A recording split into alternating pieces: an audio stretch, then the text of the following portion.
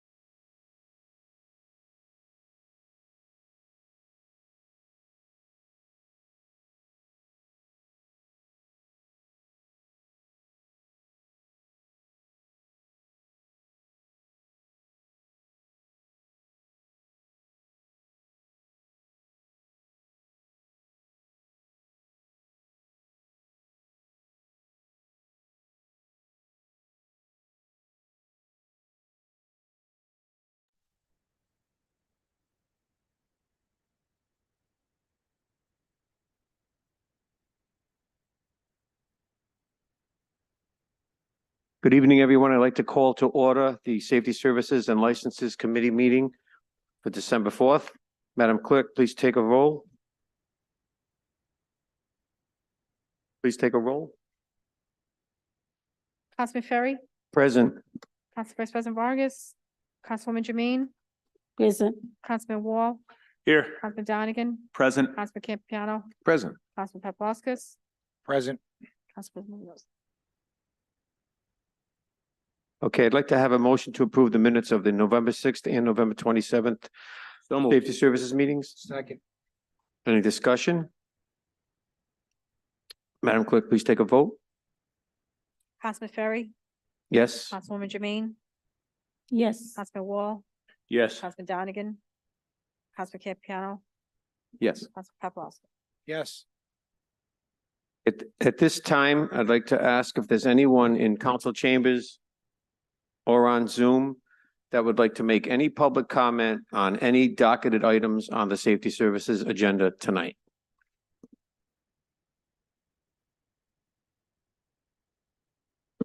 Seeing none, I will open and close public comment. Next, we have committee business matters carried over. May I please have a motion to continue all matters on this docket in reference to the Spot Bar and Grill to January? So moved. Second. Any discussion? Madam Clerk, please take a vote. Councilman Ferry, Yes. Councilwoman Jermaine, Yes. Councilman Wall, Yes. Councilman Donegan. Yes. Councilman Campiano, Yes. Councilman Paplaskas. Yes. If anyone is wondering, I had another discussion with the attorney from Spot Bar and Grill on the phone today. And every month, the client keeps telling him that they will be ready the following month. And it's been like 5 months in a row. So I think at some point we need to discuss taking this off the agenda until they are ready to open. Okay, next we have Cafeology. Is there anyone in council chambers from Cafeology? Okay, may I have a motion to remove this from the agenda?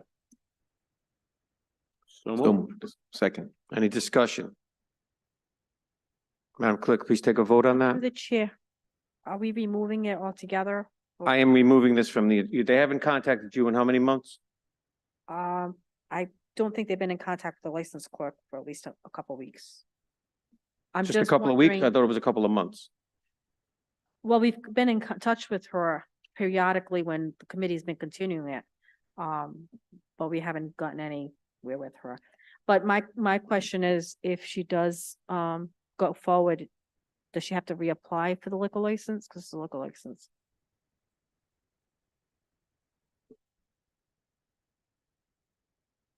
No, this is Cafeology. How many months has it been? This has been. Since continued August. times? They won't have to reapply unless it's denied. If it was continued, obviously, they wouldn't have to reapply.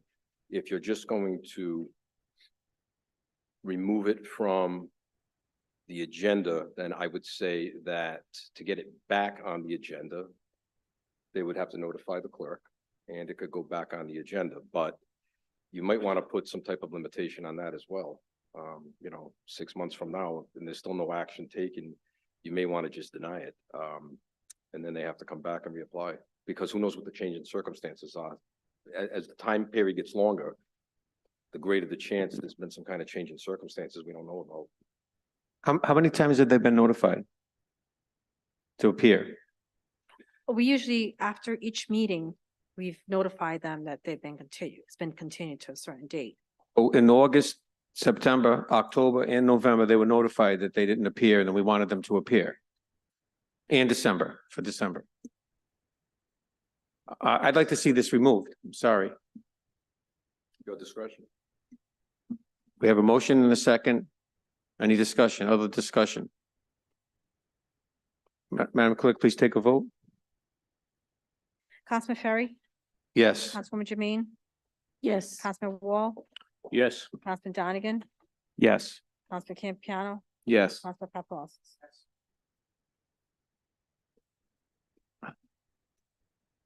I guess I messed up here. We have another Cafeology for their victualling license, so may I have a motion to remove that from the docket? So moved. Second. Any discussion? Madam Clerk, please take a vote on that. Councilman Ferry, Yes. Councilwoman Jermaine, Yes. Councilman Wall, Yes. Councilman Donegan, Councilman Campiano, Yes. Councilman Paplaskas. Yes. Okay, next opening public hearings. Is there anyone present from auto repair license? AL Mall Motors. Could you please step forward? Press the button on there, make sure the green light goes on. And state your name and address for the record, please. Yusuf Almo, address is 33 Overhill Drive, West Warwick. Okay, please tell us, I see on here that it says here you haven't submitted your site plan. Madam Clerk? It says on here that they haven't submitted their site plan, Correct. and we are not allowed to approve the license without that? So can you please update us on that? In all honesty, I wasn't aware that we had to submit a site plan. All the documents that was on application was there. When we issue when we provide the application to new applicants, there's a checklist. Site plan is on that checklist. I'm almost positive that everything on that checklist was handed in. Sorry, I didn't hear that. Says that he's almost positive that everything on that checklist was handed in. Okay, so she believes that it hasn't been handed in. So I'm gonna make a suggestion that we approve this tonight pending the site plan. Everything else has been handed in. They think they might have handed it in. There could be an error. So Attorney Videcchia? Yes, Chairman, with all due respect, I think that's okay. We do that, a granted not issued situation in the liquor establishments, but this is a little different. This is an auto repair license, and I know a site plan is definitely by ordinance is a requirement. And that site plan still needs to be approved, I believe, by engineering, if I'm not mistaken, or Department of DPW. I'm a little uncomfortable. I don't think that if they submit the site plan, that should automatically trigger issuance of the license, because as I said, that still wouldn't have to be reviewed and then reported back to the committee. So for that reason, I would not recommend that this be a granted, not issued situation like we do with the liquor licenses, because a site plan is different. Sir, do you have a site plan ready? One that can be submitted? We do not, but I mean, that's something that we could definitely work on. Shouldn't be that long of a turnaround. When did you plan on opening? As soon as this is done. Okay, so I'm going to take back my recommendation, and we're going to ask that this be continued until next month. And you have to contact the clerk's office to get the site plan in, and we will put this on the next safety services agenda so we can approve your license. Okay. So we are not able to approve your license this evening. Okay. All right. Thank you. Do I need a motion to continue this? So moves. Second. Any discussion? Madam Clerk, please take a vote on continuing All Mall Motors. Councilman Ferry, Yes. Councilwoman Jermaine, Yes. Councilman Wall, Yes. Councilman Donegan, Councilman Campiano, Yes. Councilman Paplaskas. Yes. Okay, next we have a Class BVL liquor license new for NHK LLC DBA Hong Kong Buffet. Is there anyone present from Hong Kong Buffet this evening? Could you please state your name and address for the record? Yes, first name J-I-E, last name Lin, L-I-N. Address 17 Granite Street, number 2, Worcester, Massachusetts, 01604. Okay, tonight, we're asking you to give us the status on your Rhode Island Division of Taxation Letter of Good Standing. I'm sorry, what was it? It says here that you have not submitted your Division of Taxation Letter of Good Standing. Oh, we haven't submitted that yet? No. Madam Clerk, as of today, it still wasn't in? I didn't check the portal this afternoon, but the licensed clerk would have, checked it by 4:30. Attorney Videcchia, would you please, give me some advice on maybe granting this but not issuing it? You could do it granted, not issued with this, depends what you're comfortable with. That's up to you. If that's the only item, again, your discretion. Sir, you are, taking the business over from someone else, correctly? Yes, And the place is currently in business, yes, running daily? yes, and the previous owner is currently helping the restaurant as well. So this is basically to change ownership. Yes, Okay, so I'm gonna ask that we have a motion to approve pending the taxation letter of good standing. So we're gonna grant the license but not issue it. So moved. Any discussion? Madam Clerk, please take a vote on that. Councilman Ferry, Yes. Councilwoman Jermaine, Yes. Councilman Wall, Yes.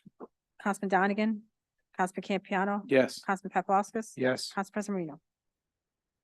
Okay, next we have a Class BV liquor license for Cafe Knightsville LLC. Is there anyone here from Cafe Knightsville? Please state your name and address for the record, sir. Good evening, Mr. Chairman, members of the committee. My name is Frank Lombardi. My office is at 370 Atwood Avenue, Cranston, Rhode Island. I'm sorry, Mr. Chairman, thank you. I'm here as counsel for the applicant, which is actually, for your edification, two separate entities. One is Cafe Knightsville LLC, which is the entity that will actually hold the liquor license and operate the cafe that's presumed to be placed there. The entity, Knightsville Enterprises LLC, is actually purchasing the property as well. Both principals of the real estate company are here, Mr. Maselli and Mr. Mazza, and Mr. Mazza is actually running the facility that you formerly knew as Knightsville Pub. And as a elected official in that area, I'm proud to come before all of you and recommend this, not only as his counsel, but as the senator from the area. Mr. Mazza's roots go way back in the food industry with Martelli Prosciutto and then Danielle International. His family comes from the Knightsville area. He's intending to invest upwards of $200,000 to rehabilitate this place, to become more of a cafe, lunch, light fare kind of an establishment. I think it blends in perfectly with the new vision of Knightsville. It's certainly not going to be a direct competitor of the fine dining restaurants there, but it'll be a place to have a cup of coffee and some light fare, if you so choose. I'm really excited about it. I could tell you he's eliminating all the pool tables and all the dot boards in this place. So I think it's going to be a perfect addition to the area. Now, Mr. Chairman, I heard you say earlier that we are waiting for the Division of Taxation Good Standing Certificate, and we are waiting for the Department of Health. Naturally, if you see favorably on the application, we would obviously have to prove those and bring those before you before the application is actually issued. Just a note to the committee. On the BV liquor license, there were two bullets there. One said that we were looking for the Rhode Island Division of Taxation Letter of Good Standing, which we still are.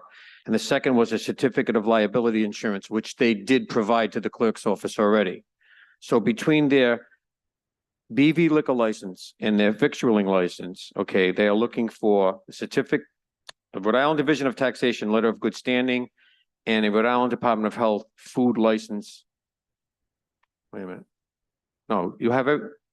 Is that for Ophelia Express, Rose? It's for food retail license. Okay, all right. So the only thing we're looking for then is the Rhode Island Division of Taxation Letter of Good Standing. So I would recommend that we have a motion. And clearance from the Department of Health. I'm not sure if you received that. Right. Clearance from the When I Department of pointed, Health. both applications are in and we're just waiting. With the holiday season, it's been a little difficult. Rose, on the victualling license, where does it say that they're looking for anything at all?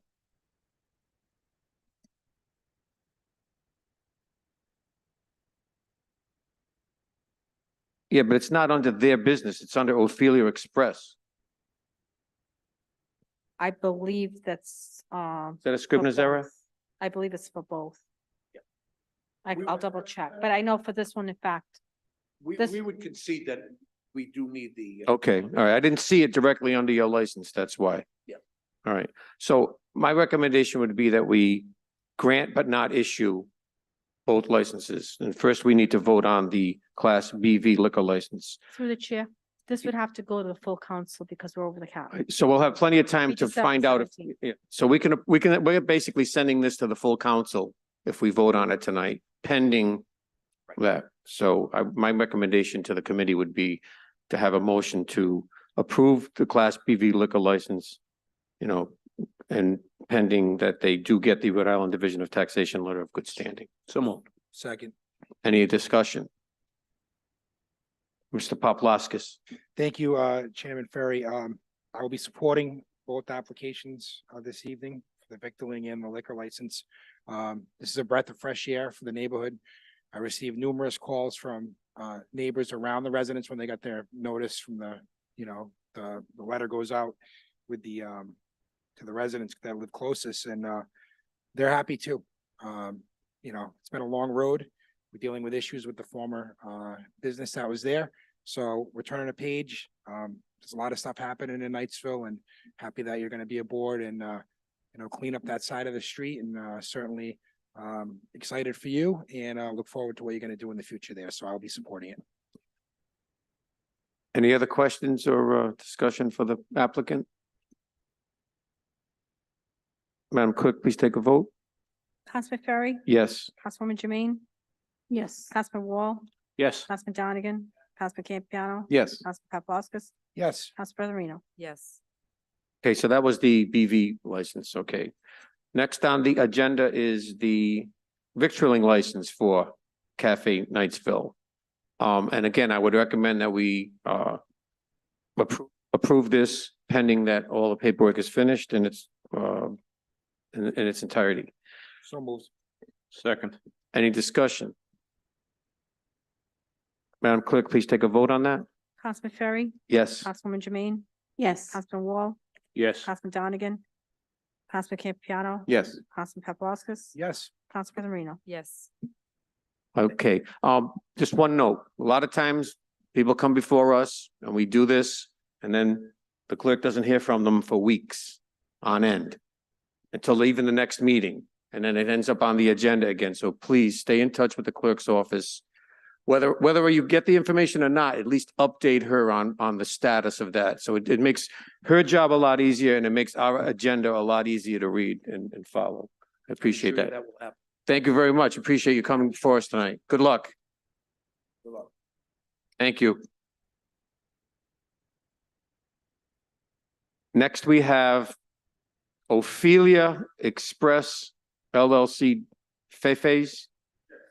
Is there, Chair. okay, could you please step forward and state your name and address for the record, sir? Adolfo Square, 1259 Inwood Avenue, Providence, Rhode Island. Okay, I see here that, Through the chair, I'm sorry to interrupt. That is a typo. They actually do have the health department approval. So that should have been under just Cafe Knoxville. He's got all the clearances. okay, so all the paperwork for Ophelia Express store has been collected by the clerk's office and approved. Okay. So if you want to just tell us a little bit about your business? Thank you, sir. I appreciate, coming here today. Business, a new business, living the American dream.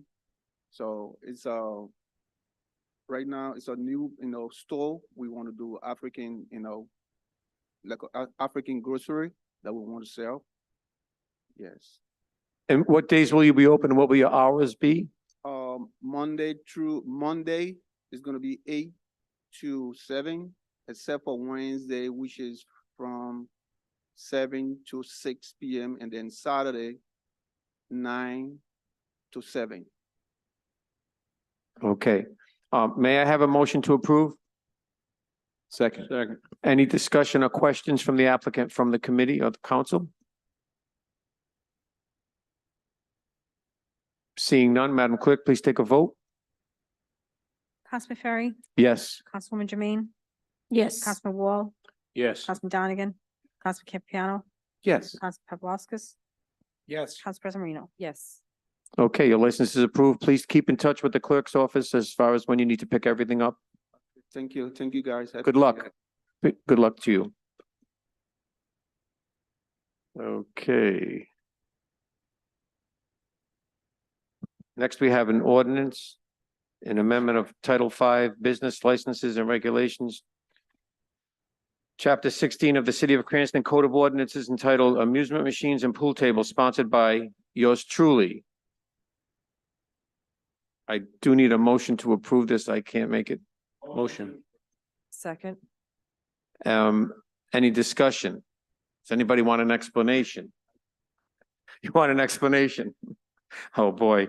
There was some confusion last month when Legion Bowl was reapplying for all their licenses as far as per machine, per fee, per lane, per pool table. It was just something that Tracy took and pretty much regulated into one uniform ordinance to make it compatible with all other cities and towns. And she was just cleaning it up, basically. Rose, any other comments you can help me with on that? Yeah, it was just a cleanup of the existing ordinances that just didn't read correctly. At one point in time, I think they were taxing him per pool table when every other place in the state is paying just for a pool table license, that type of thing. So she was just cleaning it all up. Any other questions or comments? Councilman Donegan. Yeah, I assume it's not a large impact, but there any idea of what the impact will be to the budget? $100. We'll find it. And 200, but it was not, yeah. Okay. But any other discussion? Madam Clerk, please take a vote. Councilman Ferry, Yes. Councilwoman Jermaine, Yes. Councilman Wall, Yes. Councilman Donegan, Councilman Campiano. Yes. Councilman Paplaskas, Yes. Council President Marino. Yes. Okay. It's approved. I forgot to tell you one thing. Oh, No. He has overpaid for like 15 years. He could have like gone back and said, I want all that money back. And he's just like, let it go. He's not gonna, he actually overpaid for like 15 years. Okay, so where are we now? Report from the traffic engineer. We have no show cause. Tonight, we have no show cause. We have nothing from the police department, nothing from the fire department. I'd like to congratulate the chief is going to be retiring. Good luck to you.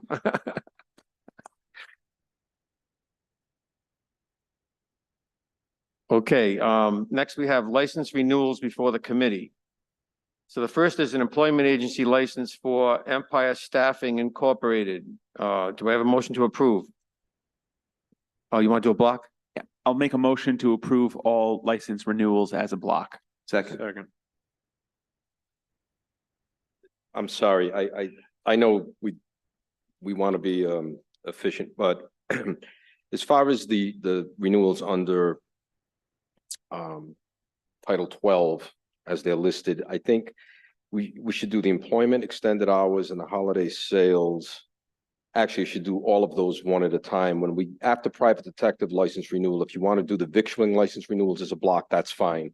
But I think these first 1, 2, 3, 4, 5 categories should be done individually. See, that's why I was doing that, because I knew you were going to say that. May I have a motion to approve the employment agency license for Empire Staffing? So moved. Any discussion?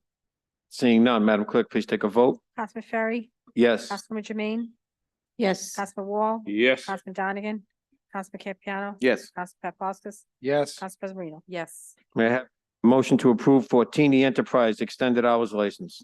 So moved. Second. Any discussion? Seeing none, Madam Clerk, please take a vote. Councilman Ferry. Yes. Councilwoman Jermaine, Yes. Councilman Wall, Yes. Councilman Donegan, Councilman Campiano, Yes. Councilman Paplaskas, Yes. Council President Marino. Yes. May I have a motion to approve AE Outfitters Retail DBA American Eagle Holiday Sales License? So moved. Second. Any discussion? Seeing none, Madam Clerk, please take a vote. Councilman Ferry, Yes. Councilwoman Jermaine, Yes. Councilman Wall, Yes. Councilman Donegan, Councilman Campiano, Yes. Councilman Paplaskas, Yes. Council President Marino. Yes. Attorney Videki, I gotta take these next three independently, or can they all be, the massage therapists all go together? May I have a motion to take the massage therapist licenses as a block? So moved.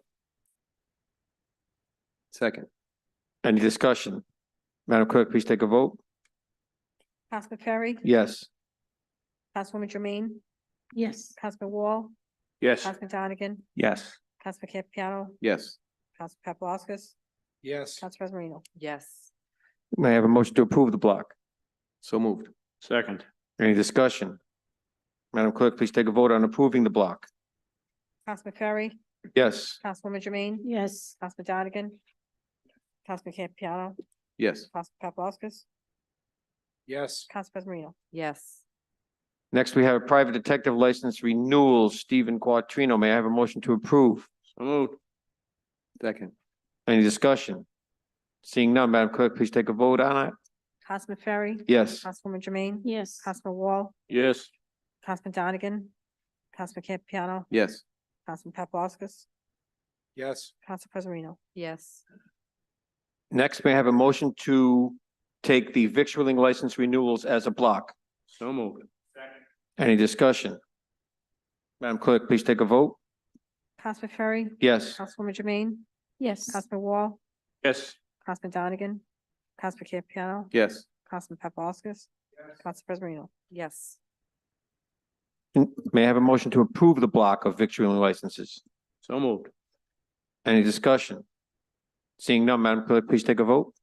Councilman Ferry, Yes. Councilwoman Jermaine, Yes. Councilman Wall, Yes. Councilman Campiano, Yes. Councilman Donegan, Councilman Paplaskas, Council President Marino. Yes. I'd like to have a motion to enter into the record the schedule for the roads in the Patuxent. So moved. Second. Any discussion? Madam Clerk, please take a vote. Oh, you have something? Are there, I noticed on the approximate guests expected that there's several of them that are significantly higher than I recall seeing in the past. I usually think there's like a 400 person cap or so, and there's 700, 650, 600. Has anything changed in terms of, permitting, or were there any caps that were imposed by the city on guests permitted? The cap, so. I would imagine that's something that's regulated by the police and fire departments. What type of licenses are we speaking of? This is for capacity at the roads in the Patuxent. Oh, I see. Yeah, I mean, that would be something, within the discretion of the fire chief, fire marshal, and the police department. Do you foresee any at 700, no issues? That's it. Thank you. Did we vote on that yet? Please, take a vote on that, approving of entering the list into the record. Councilman Ferry, Yes. Councilwoman Jermaine, Yes. Councilman Wall, Yes. Councilman Donegan, Yes. Councilman Campiano, Yes. Council Paplaskas, Council President Marino. Yes. I see nothing else on the agenda, so may I have a motion to approve, to adjourn? So moved. All those in favor say aye. Aye. Aye. We are adjourned. The Finance Committee meeting will not start until 7 o'clock.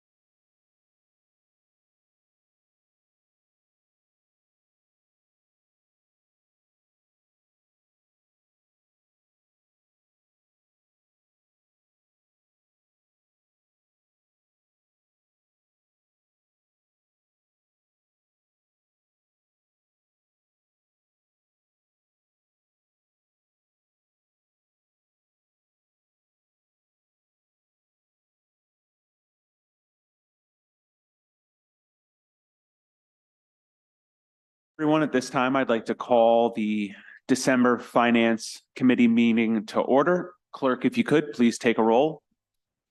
Councilman Donegan, Present. Council Vice President Vargas,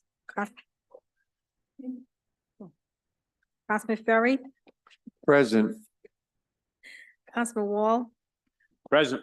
Councilwoman Jermaine, Councilman Campiano, Present. Councilman Paplaskas, Present. Council President Marino. Present. At this time, we'll entertain a motion for approval of the minutes from the November sixth, 2023 meeting. So moved. Second. Any discussion? Seeing none, clerk, please take the roll. Councilman Donegan, Yes. Councilman Ferry, Yes. Councilman Wall, Yes. Council Vice President Vargas, Councilman Campiano, Yes. Council Paplaskas, Yes. Council President Marino. Yes. So first, what we're going to do is we'll do committee business matters carried over. Then we'll go to new business in which we'll open up for public comment. And we'll do public comment and then we'll come to any new matters before the committee this evening. So matters carried over, we have ordinance 9-23-04, ordinance allocating 600,000 from the American Rescue Plan Act funds for the purpose of upgrading City of Cranston playgrounds in all 6 wards. This is sponsored by Mayor Hopkins. It was continued in October and November. At this time, we'll entertain a motion. So move. We need, what do we have for a motion? You want a motion to continue? I said we'll entertain a motion. Oh, okay. Motion to approve. Second. All right, we have a motion to approve and a second. And clerk, let the record reflect, Councilwoman Jermaine is present. I don't know if, well, I'll just speak. There are two somewhat competing, not competing. There are 2 ordinances here this evening on the docket, one carried over and one under new business that are both effectively working towards the same end. I don't know if those 2 have been rectified. I know Councilwoman or Council Vice President Vargas and Councilwoman Renzulli have co-sponsored the other ordinance. If there's anyone here from the administration that wants to speak to the administration's.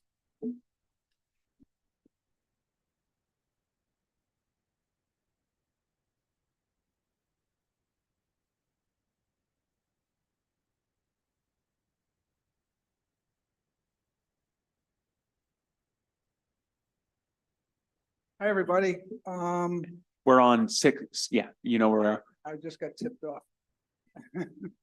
Yes, on the playgrounds, on the ordinance, I believe an ordinance was submitted. In conversation primarily with Councilwoman Vargas, we had some in-depth conversation and there's a subsequent resolution that better reflects, I think, a more refined version that's I think could be amenable consensus with the council and the mayor regarding the playgrounds. That'll be forthcoming, I believe, in this meeting. At this point, we will, if it's okay with the council, withdraw this ordinance, and it's going to be revised in a resolution format with greater specificity in terms of expenditures per playground. So if it's okay with the council to withdraw this ordinance. absolutely. Solicitor, we don't need any motion, correct? No. Thank you. Next, we have a resolution relative to playground upgrade and maintenance. This is sponsored by Council Vice President Vargas, continued in October and November. At this time, we'll entertain a motion. Motion to move. We have a motion to approve. Is there a second? Second. We have a second. Any discussion? Council Vice President Vargas. Yeah, I'm going to withdraw this motion as there's been another resolution put forward, and I'll discuss it when that appropriate time comes before us this evening. Absolutely. All right, that has been withdrawn. Next, Director Zadelis, we have a couple communication items carried over. The first being the exploration of liability policy. Is there any update on the city exploring any potential liability policies? Mr. Chairman, if I may I ask for one more continuance as in terms of finalizing this, if I could? Sure. It's the last one, right? Yes, sir. All right, thank you. Next, we have believe we have someone present from Markham for just to kind of walk the finance committee through the audit process. Sir.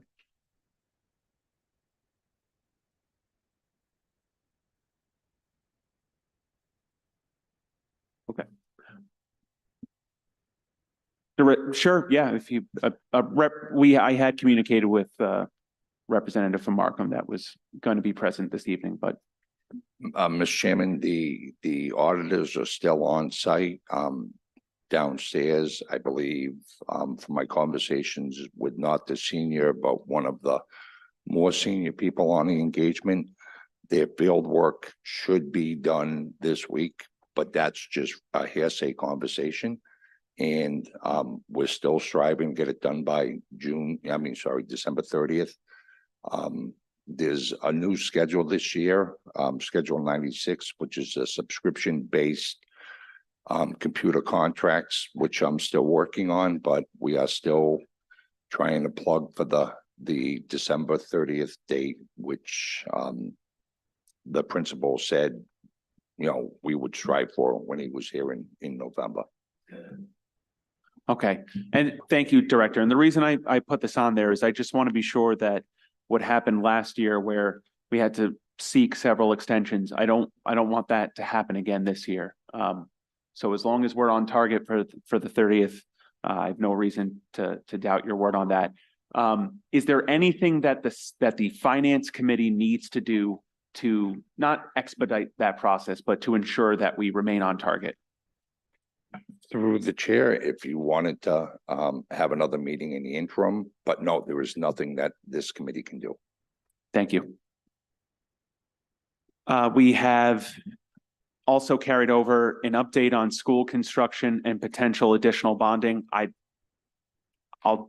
gonna say let's leave that until the matter later on in the docket relative to the bond. Council President, you have an item? Thank you, Councilman Donegan. This matter, I did speak with Mr. Zadelis last month's meeting. He did have some updated information. I received additional information this evening before the meeting. I'm going to actually remove this from the agenda, review the information provided, have some additional discussions, and if needed, have it put back on the agenda at a later time. Thank you. Thank you, Council President. Councilwoman Renzulli.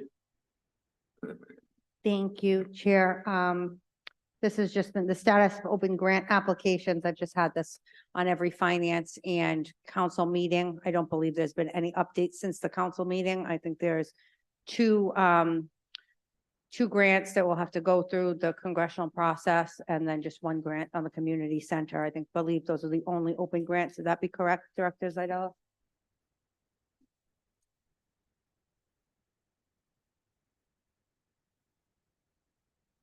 I apologize, Counselor.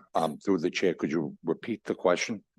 I believe that Director Moretti indicated at the last full council meeting that there were two earmarked grants that will be through our congressional delegation.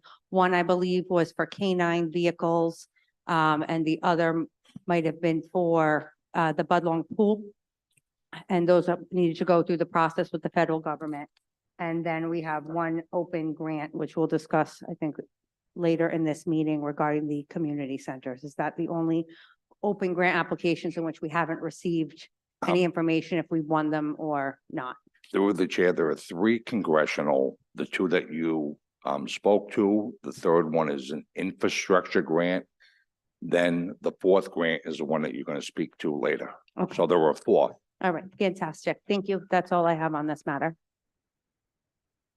Thank you, Councilwoman. Thank you, Director Zadelis, for the update.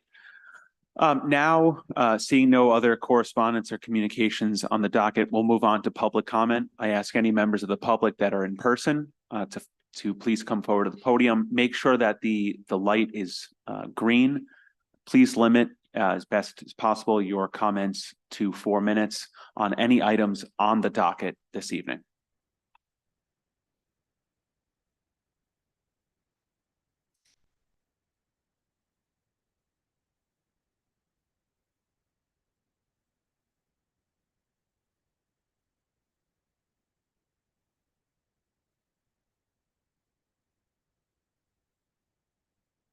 Aubrey Collins, Tyler Coelho, 136 Sharon Street in Cranston. We're just here to advocate for soonest opening of Edgewood Highland Elementary School and a wonderful update that they absolutely deserve. Thank you.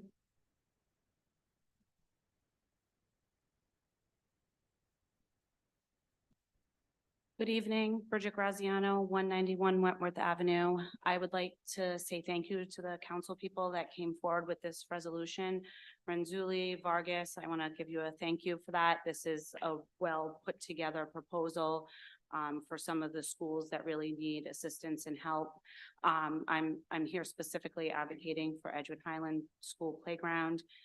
We have run the numbers with the administration and it looks like we're working towards a new playground. I would like to support an amendment to the cost of Edgewood Highlands going from 130 to 135K because I think there was a discrepancy in the cost for the PIP. So I'd like to encourage that amendment this evening. And I'd just like to support that PTO and the parents of Edgewood Highland would like to continue to work with City Council and the administration on all of these matters. And I'm happy to provide any assistance. And just to make sure that this playground is put together for hopefully what we're shooting for, which is an April vacation renovation, and anything that I can do for that assistance. And then just put out there that we would also like to make sure that if anything, there's a hiccup or cost increases, that we could come back to the City Council, the administration, and ask for additional funding. These numbers are today. We don't have bids. We have no idea how much it's going to cost. You know, we put these numbers together based on some quick numbers with the playground company, but you know, we're hopeful and we're encouraged and we're all working together, but we also want to make sure that this gets done. So I would just support and want for the record that we would want the whole funding if for some reason this didn't come to fruition under these numbers. And then I would like to ask if my son could say a couple words that he wrote for the council. Good evening, City Council. Aiden Graziano, 191 Wentworth Ave. I encourage you to vote funding for my school, Edgewood Highlands Playground.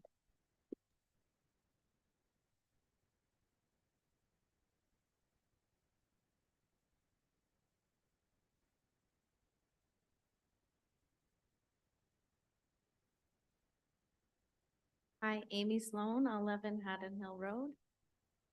I am also a parent in Edgewood Highlands.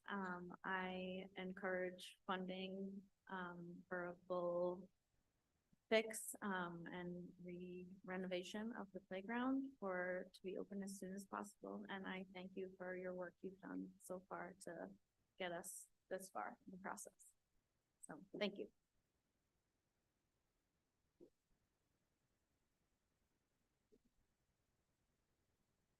Hi, Katie Kelly, 1122 Narragansett Boulevard.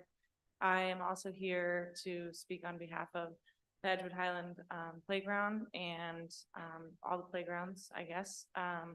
But just happy that things are moving along and that we have kind of come to more agreements, but also hoping that we can make sure that we get everything that we need funded for the Edgewood Highland Playground specifically. So whatever it takes to get that renovated and reopened for our kids is what we're asking for. Thank you.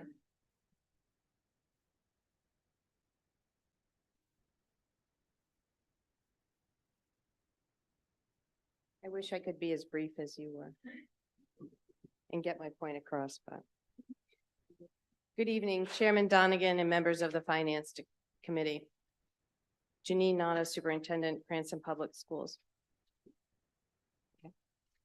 First, I would like to express my gratitude for allowing me to address you this evening on the topic of a potential bond for school construction and repairs. In order to give you the complete picture, I must briefly delve into the necessity of this new bond effort.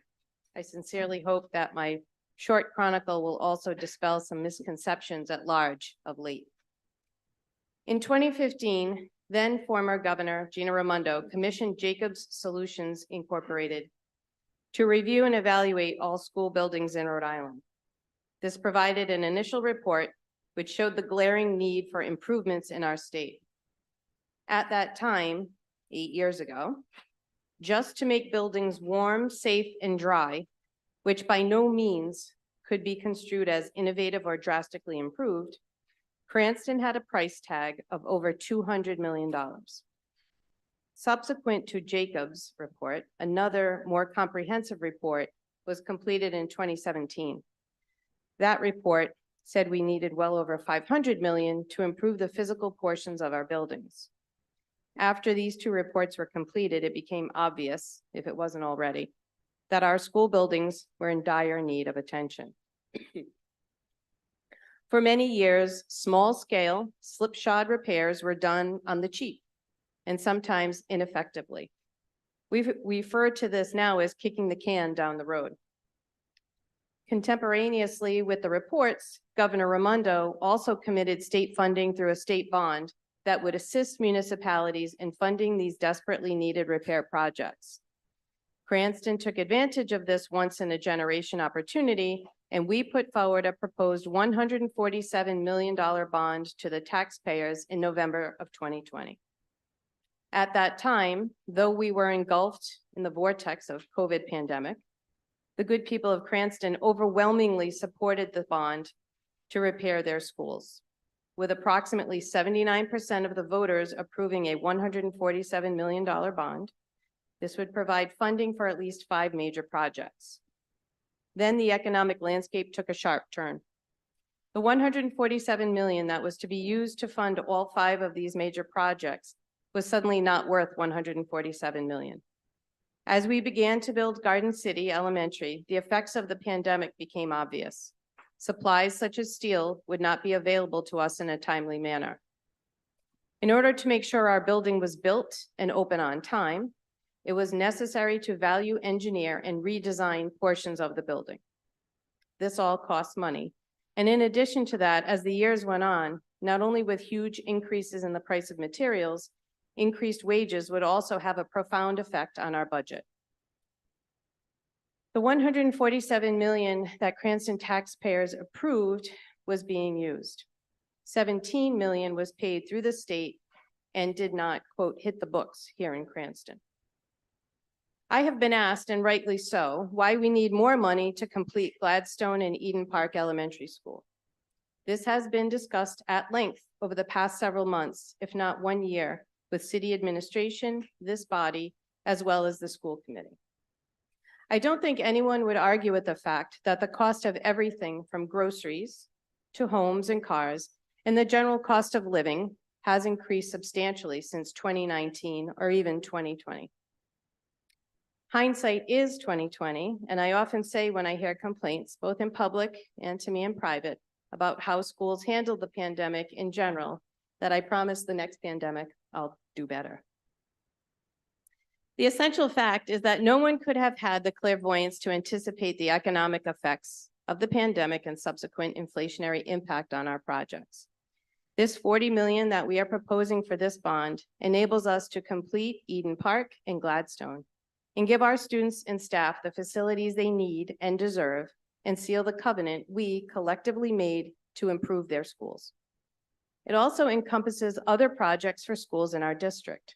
Quite frankly, we could use another $200 million bond from this body and take advantage of that once-in-a-generation 74% reimbursement from the state. However, I am fully aware that this body has a fiduciary responsibility to the taxpayers and to Cranston, and to ensure the financial future stability in our bonds and in our bond indebtedness. I understand well that $40 million is a substantial amount of money to anyone listening here.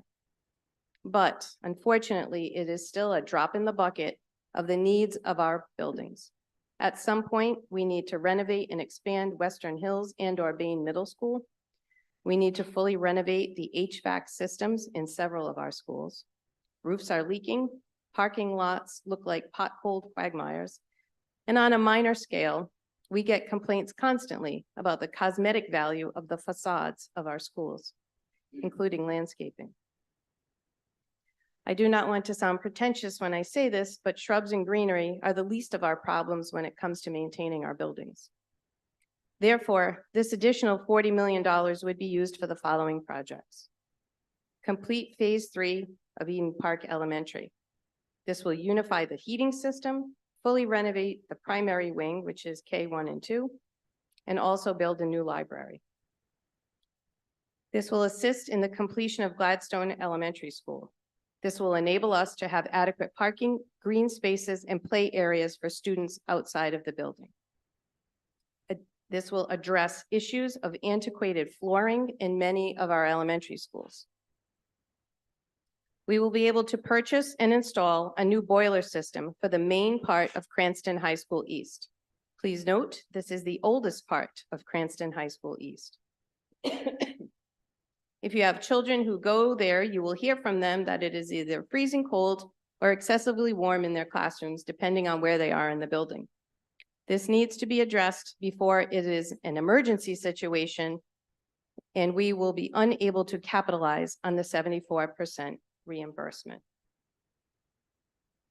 The parking lot at Cranston High School West is an absolute disaster. Potholes and dips abound.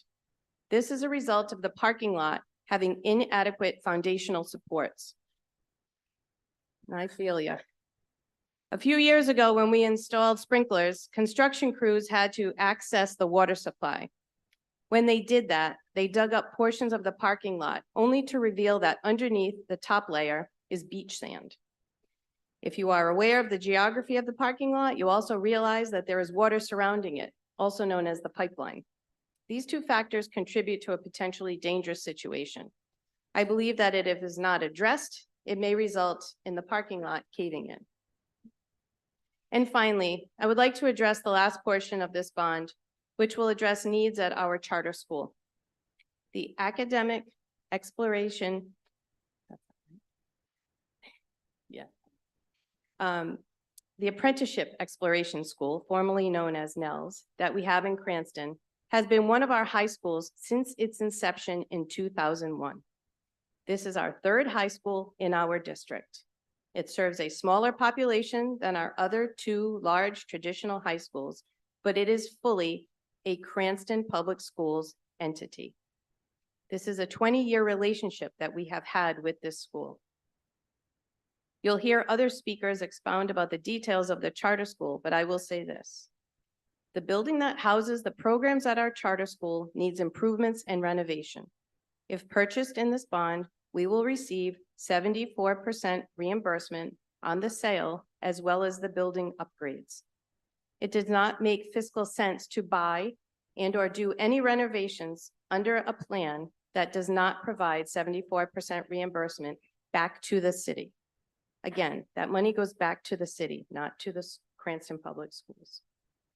I need you to keep in mind that the school services students from Cranston, as well as other districts, just like our other CTE programs at East and West. This school is unique in that it is a charter school with a fully functional public school district governing it. Though it is a charter school and has certain aspects that are different than our other two large high schools. Not all students succeed in large traditional settings. Cranston is fortunate to have many options for our students, which include several career preparatory opportunities, such as the ones housed at AES. At the end of the day, the students who complete their education there are our graduates with our teachers following our policies. And to solidify that, in June, every June, I hand each of those graduates a Cranston Public Schools diploma. In closing, I hope I have impressed upon you not only the dire need of these projects, but the great possibilities they offer. Our youngest citizens spend most of their formative years in these buildings. They chart their futures there. and we want to do the best for them. Our schools power our city, and we may never again see such a high level of reimbursement for these school projects. This 74% rate of reimbursement has been often called a once-in-a-generation opportunity. I say what we have here is a once-in-a-generation responsibility to our students. Thank you. Thank you. Thank you, Superintendent. And thank you for keeping it to 4 minutes. Is there anyone else from the public that wishes to speak? Absolutely. Name and address for the, Yep, Lindsay Tavares, Executive Director of the Apprenticeship Exploration School. I'd just like to echo some of the superintendent's comments and speak on behalf of the school tonight. The Apprenticeship Exploration School, formerly known as NELS, has always been a part of Cranston Public Schools.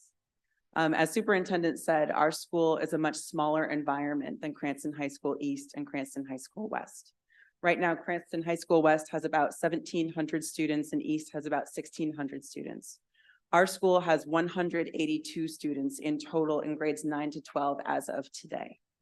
Right now, as I speak, 53% of our students come from Cranston Public Schools, and we preference Cranston 60% in our admissions policy. So yes, we do serve students from other districts, just like Cranston East and Cranston West in their CTE programs, but more than half of our students are from Cranston. Just this year alone, since school has started, we have accepted 16 transfers from Cranston High School East and Cranston High School West.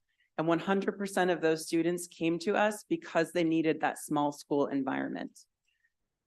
Especially since the pandemic, we have seen more and more students need that small school environment in order to feel safe, in order to feel successful, in order to have those small school relationships with their students, our faculty, our staff, which is a very dedicated staff. 100% of our students are enrolled in a CTE pathway. Our school was founded in partnership with the Laborers International Union of North America over 20 years ago when it first opened. That construction craft laborers program is an integral part of our program. And we currently have 86% of our students enrolled in that program, which not only is a CTE program, but it's a pre-apprenticeship program, which feeds into the Laborers International Union of North America and equals high wage, high demand jobs for our students that we offer to Cranston students. We also have another CTE program in event planning and tourism, which also prepares students for high wage, high demand careers. Our building is in need of repair. If you come to our school, you would see one of the most notable things that we need support with is about half of our classrooms do not have walls that reach the ceiling, which results in a tremendous amount of noise in the building. And so despite the very, very hard work of our dedicated staff, it can be a very difficult environment to learn in when there's so much noise reverberation going on in the building. And so I'm just here tonight to speak on behalf of our school and advocate for support of the bond. And I thank you for your consideration. is there anyone else here in the public this evening that wishes to speak on any docketed matters? Seeing none, is there anyone online that wishes to speak? I see no public comment. At this time, I'll close public comment. Moving on to new matters before the committee, we have a resolution transferring $242,000 from the American Rescue Plan Act funds allocated for the purpose of improving City of Cranston school playgrounds. This is sponsored by Council Vice President Vargas and Councilwoman Renzulli. This time we'll entertain a motion. Motion to approve. We have a motion to approve. We have a second. Any discussion?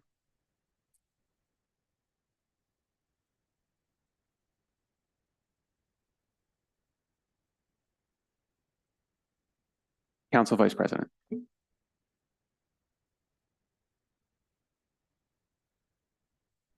Thank you, Chairman. As mentioned earlier, there was initially a resolution as well as a ordinance. And so one of them was initially sponsored by the mayor, and the second one, which I withdrew, is also a resolution, as noted earlier as well, that we're pretty much competing with the purpose of our playgrounds upgrade and maintenance. I just want to share for just some background and context, and I'll try to keep it quick because I know that there's a lot of items here, or at least another item here for discussion that may or may not take a while. Is back within the last maybe year and a half or so, I'll say that I've brought up to the forefront some conversations in terms of the maintenance of our playgrounds around the city, from Smith Street playground, Commercial, Edgewood Highland, Chester Barrows, the playground that's there as well, and Edgewood Highland. And it wasn't until I actually ended up displaying and providing pictures of what our playground at Edgewood Highland looked like, that it seemed that that's when it caught the attention of many to finally have this conversation. And it wasn't until probably days later where the playground, after much conversation, was actually closed, and I received notice saying that it was closed to safety concerns. And as a result of that, and it was really peeling an onion, and it what resulted was we kept finding that there was more and more information in terms of the maintenance of the playground, in terms of the assessments of all of our playgrounds, and really trying to get a sense in terms of the schedule. Like, are we actually cutting the shrubs? Are we assessing our playgrounds to making sure that they're all right? Now, our playgrounds that are located particularly on the school, right next to a school, are not the responsibility of the school. It is actually the responsibility of the city. And so, had a meeting with the mayor, the PTO, and as a matter of fact, I believe part of that some of that initial conversation, as well, was a school committee member. Keith Cantone was in that, and I think council president was on the phone as well, to make sure that we have a conversation. How do we assess our playgrounds? How do we make sure that this doesn't happen again? How do we make sure that before the start of the school year, we actually have a grip of what we have and evaluate it, and then provide our kids a safe space? So very much, as we have leaking buildings and would like to provide and should be providing our students with a safe place to learn and staff to do their work, we as the council, as well as the administration, most importantly, have also a responsibility to make sure that our children also have a safe place, have a place that is all inclusive. And what I mean by all inclusive is that has sensory toys and really caters to children with disability, and everyone who can inaccessible, in a recreation space. Our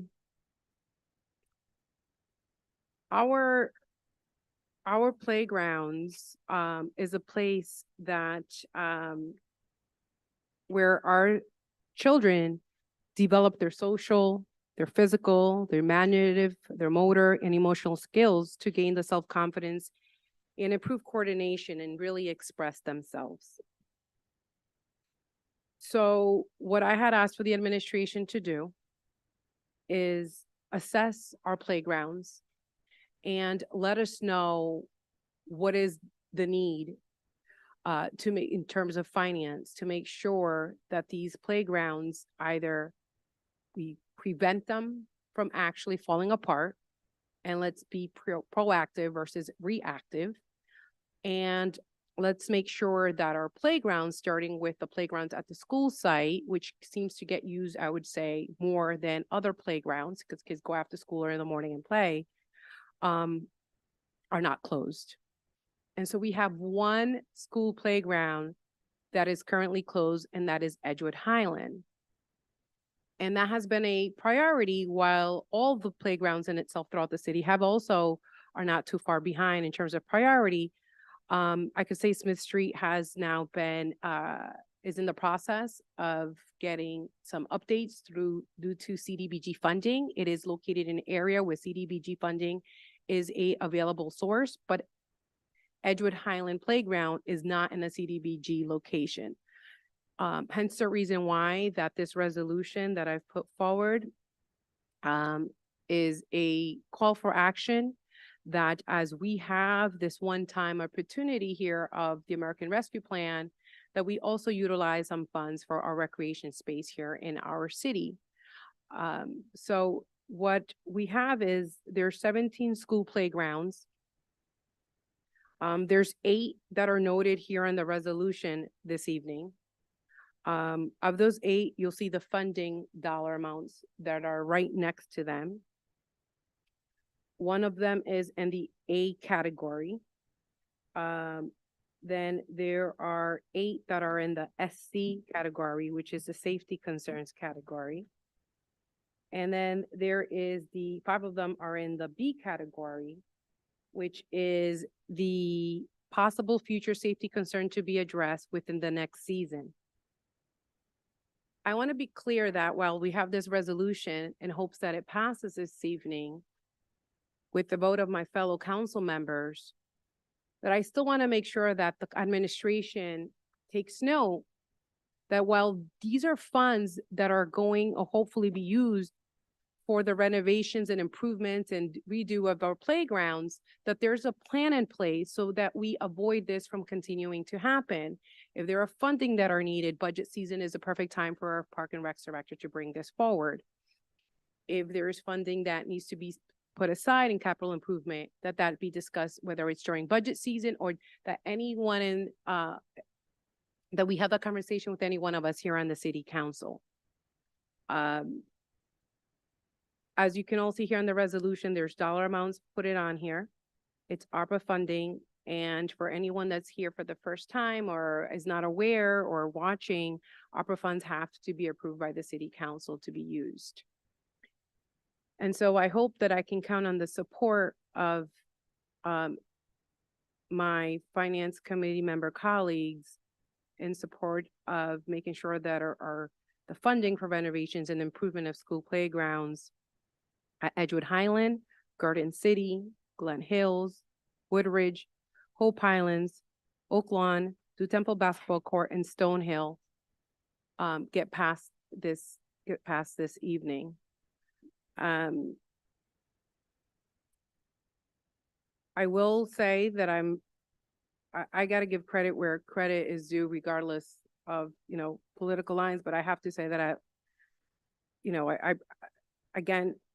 I had this conversation, I brought these pictures to the forefront, and while the administration put forward the resolution, we finally came to an agreement in saying these are the playgrounds that need assistance, help, like now. And that all the other ones that are listed on there, that there's a plan in place so that we don't have those playgrounds go from the category that they are, meaning a B, to suddenly an SC, which means it needs immediate action to be taken. So I'll leave it at that for the time being, and happy to answer any additional questions that I can possibly answer this evening. But, there were some ARPA funds that were allocated for other areas within the city, and a lot of it went to the operational budget. These are funds here that could also be used now to enrich the quality of life of our students throughout the city, and making sure that we don't have a closed playground, which would be truly an embarrassment for the city of Cranston to continue with a closed playground after all the money that we received, and making sure that our priorities are also where they are. Thank you. Thank you, Councilwoman. Councilwoman Renzulli? Yes, thank you, Chairman. So I signed on to this resolution. I thank Council Vice President Vargas for bringing the Edgewood Playground to the forefront, so that we could begin to also start to examine the other playgrounds which are not closed, which we want to prevent from getting to that level. So I'm glad that we could compromise, and that the Director of Parks and Recreation took our concerns seriously and, developed a citywide assessment. And we were given, priority levels of what was needed to be done at each playground at a former meeting. I'm just curious through the clerk, is that publicly available? That, the chart that we received with the SCBA, is that available online? Does anyone know? Just because we're referencing it, and I want to make sure that it's part of the record so that other people know what we're talking about. Through, to the clerk, I believe we had accepted that as part of the formal record. And we even have a corrected copy from that evening. Yeah. Fantastic. So I just, as Councilwoman Vargas said, this resolution, is a compromise from the mayor's original resolution, which was $600,000, allocating $100,000 to each ward.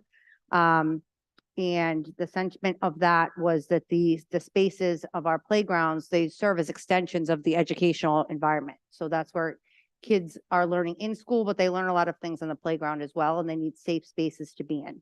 So I think that this resolution, equitably gives the playgrounds that need it most the funding that they need soonest. And then we plan to move on. I hope that we'll come back here and move on to the other playgrounds until every playground in the city is, at the adequate level for our students to be playing on. So I encourage, while I'm not on the finance committee tonight, I encourage my colleagues to pass this forward so that we can vote on it at the full council meeting. And I think that I agree with Councilwoman Vargas, this is going to improve the quality of life for our students. And I think for the whole community, because I've received a lot of emails from parents and PTOs who are paying attention. And I think it's great, we have kids here speaking, and it's wonderful to see the participation from the community. And I hope that we can work together and use this once in a lifetime or generation money to see something come to fruition that we can all see and enjoy. Thank you. Thank you. Briefly, I appreciate all the work that Councilwoman, Council Vice President has done on this, and Councilwoman Renzulli, and working with the administration to get this in front of us. Thank you, Council Vice President. I am in full support. I think that obviously, given the priority list that's here, Edgewood Highlands needs to be opened immediately, and that should be prioritized. I think while we're working on this and we have the ARPA funds still available, I would like to propose that we add an additional 60,000 to get all of these done. Obviously, some of them need to be prioritized in the immediate. So I would propose an amendment on line 41 to add $7,500 for respectively for Peters, Waterman, Arlington, Chester Barrows, Dew Temple, and Rhodes, and $5,000 for Stadium, Eden Park, and Orchard Farms. That would add an additional 60,000, and that would bring the total to 302,000. I'll second that. Council Vice President.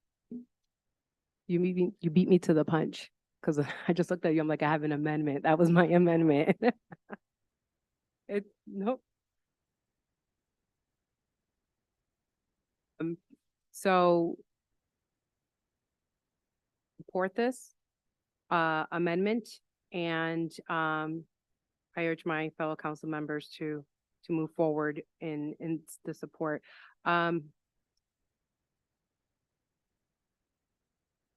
One thing that I will like to say, if possible, on this amendment is to the administration, and this is that I've mentioned to the administration as well, is just making sure that whatever funding amount gets passed, in this case at 302, is that the playgrounds actually get done. Because we can pass these funds, but ultimately the administration may have full control. And so if I could have the word of the chief of staff, of the director, to make sure that as we are passing the dollars for all of our playgrounds that were noted, that in fact, they actually get done. And I hope that's a yes, but I'm just making sure of that. Councilwoman, I think you know it's a yes. I think you know in the discussions and the meetings and with myself, the mayor, he fully endorses every project here. So I don't think it's any surprise to anyone here that the mayor wholeheartedly endorses this. And would love to see it complete. That was really our internal proposal was all of them. So we'll just publicly say, yes, the mayor will get these done. Happily and nicely with in concert with the city council and how well this worked. Thank you. Councilwoman Jermaine. Thank you, Chair. Excuse me, my voice is not that good. I'm still not feeling well. I'm really happy today because we finally get here where we should be when we talk about playgrounds and safety. So I think we shouldn't wait until Edgewood Island closed to get where we are now. And I would like also to thank Councilwoman Vargas and Councilwoman Wenzuli for working with the administration, and I applaud the administration and for that because they withdrew the ordinance where we all talk about we need to do it with equity. So this distribution show equity, and we all agree on that. So I applaud that. At the same time, I would like also to mention that there were other, I know there is, Waterman is not here, so thank you, Council Donegan for mentioning the amendment because I was about to make this amendment as well for Waterman and Eden Park. And I want to mention that Du Temple is not only the basketball court, so I think we should have a little more for Du Temple because I spoke with the PTO president last year, and we talk about how they need lighting. So I'm really good at taking pictures. So I know if you follow me, you will see those pictures on my Facebook page. So and I did it, like I took pictures and I share it. So, you know, and I think Du Temple is not, if we put, I don't know if we put basketball court, there's gonna be a restriction to do other things. So I would like to know that because once we say this money is allocated for basketball court and Du Temple has other needs, then also we can address. So I would like to know if that's something we can, how we can change the language to say improvement of Du Temple. So we know everything that needs to be done. Councilwoman, under the amendment that I offered $7,500, which is based on the school playground assessment summary that was distributed on 11/16, Du Temple will receive, in addition to the 60,000 for the basketball court, as is in the initial proposal, Du Temple will receive $7,500 for improvements for the playground. Thank you. All right, so I am, as if you know, I am in full support of this resolution, and that's something I've been advocating for. And it's not a good thing, but for Edgewood Island to be closed on one side, but it's a good thing on the other side because we have this discussion and we come up with something, a solution that is a solution that the administration, the council, we all come together. And that's what we want. And I really applaud that. We need more than that so we can sit down together and find solution. Thank you. All right. I know Council Vice President Vargas has a minor amendment that she's going to make. And then I know several other committee members would like to be recognized for comment, which we will do subsequent to that. Yes, so Chairman, there was amendment, we haven't. I was also hoping to actually add the additional 5 that is actually for Edgewood Highland. So instead of the 302, it would be actually 307 to the total amount. You want to combine that? Solicitor, should we take, are there any, let me ask this.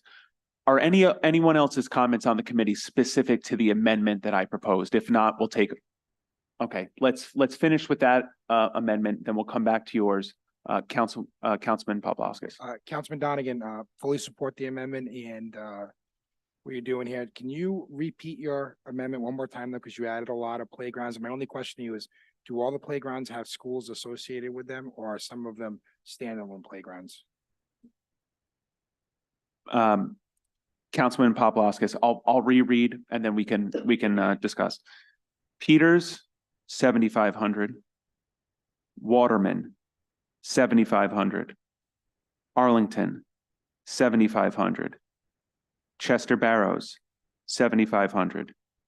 Dew Temple, 7,500. Stadium, 5,000. Rhodes, 7,500. Eden Park, 5,000. Orchard Farms, 5,000. That would add an additional 60,000. And this is based just on what was received in the last month. Thank you. All right, is there any other discussion relative to that amendment? Seeing none, clerk, please take the roll on the amendment to add 60,000. Councilman Donegan, Yes. Council Vice President Vargas, Yes. Councilman Ferry, Yes. Councilman Wall, Yes. Councilwoman Jermaine, Yes. Councilman Campiano, Yes. Councilman Paplaskas, Yes. Council President Marino. Yes. All right, Council Vice President, your amendment was to I have- amend to the total to 307? That is correct, to allocate to $5,000 towards the 130 that's over at Edgewood Highland, so it would bring the total to $307,000. Therefore, Ward 1 would be getting 150,000, Ward 2 total of 80,000, Ward 3 a total of 12,500, Ward 4 a total of 24,500, Ward 5 a total of 17,500, Ward 6 a total of 22,500, which sums up to the 307 total dollar amount. All right, so the actual amend, would that be amend line 33 Edgewood Highland to 135,000 and amend line 4 to change it from 242 to the updated of 307,000? That is correct, and if you also note that there is a 242 on line number 29 as well. Absolutely. So that would have to be amended as well. Someone make a motion, I'll entertain a motion to that effect. Oh, sorry, can I also, I apologize. There's also another amendment while we're at it, which is line 24. And instead of saying improving 8 playgrounds, we would have to amend that to the 17.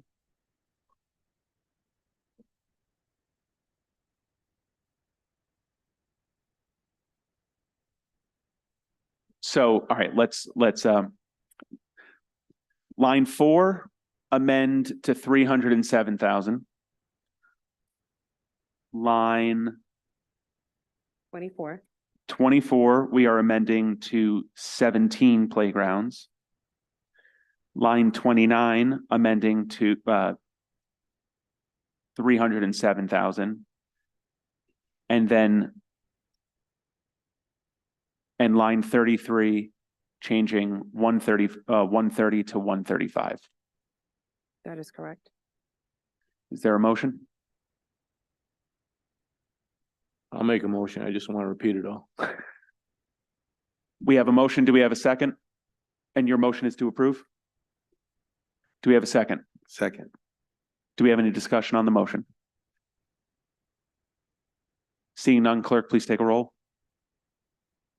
Councilman Donegan, Yes. Council Vice President Vargas, Yes. Councilman Ferry, Yes. Councilman Wall, Yes. Councilwoman Jermaine, Yes. Councilman Campiano, Yes. Council Paplaskas, Yes. Council President Marino.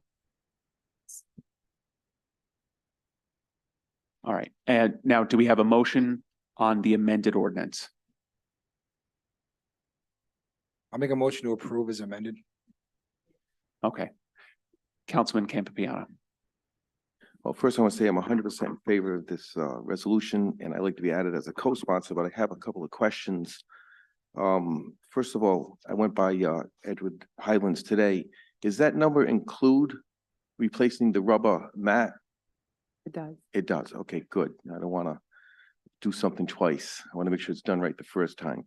And second question is the Arlington School playground. Arlington's closing. Is the playground still going to exist? And same thing with Waterman.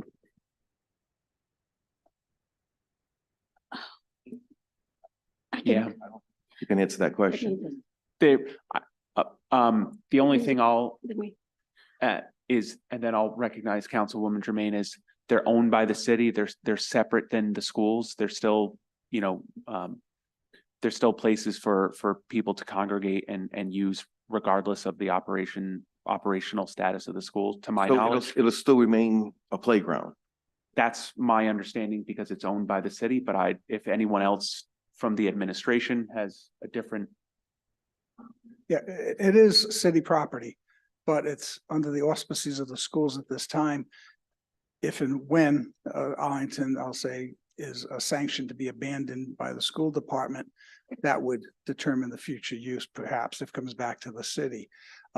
Noting the location of the playground, it's kind of isolated off to the side, so I wouldn't be surprised if that will continue to be a playground of the city afterwards, but I can't guarantee that at this time. All right, thank you.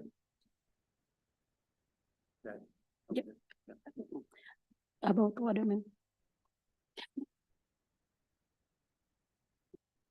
What I want to mention is Waterman now house Gladstone. So while Gladstone is building, Waterman is housing.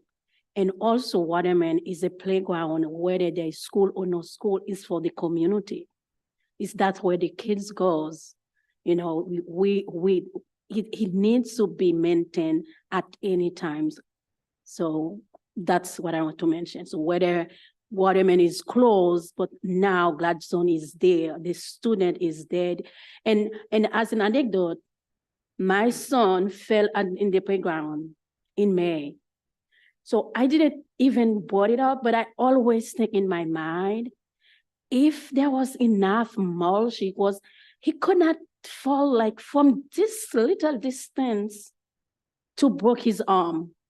Both bone break like this.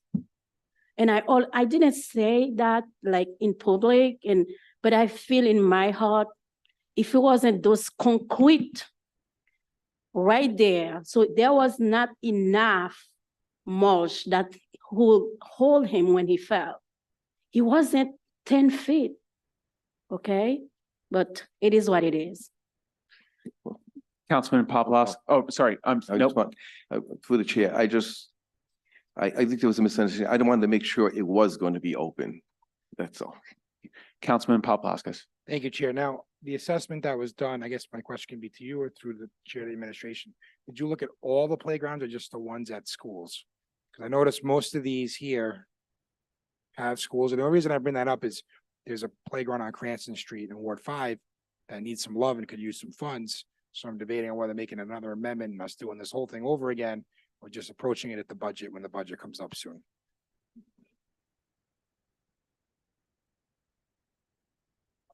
I'll answer based on my own personal opinion and without, I'm just going based off of this assessment that was given to us specific to school playgrounds. I would fully support, the city allocating additional American Rescue Plan Act funds towards the improvement and maintenance of playgrounds and other city infrastructure outside of school playgrounds. So I'll save everybody their time tonight. I'm not gonna go forward with my amendment. I was doing math here on the computer and it's gonna take some time, so it's winter. But I do want to get the playground on Cranston Street fixed. in Ward 5. So we'll work on that another meeting. Thank you. Councilman Ferry. Okay, I will be in favor of voting to approve this tonight, but I would not feel right if I just didn't say the following. How did we end up here? How did it take a councilwoman and 5 young mothers to put us in this place? And when we're using opera money to fix playgrounds, when we have a $330 million budget. So it just, something doesn't feel right.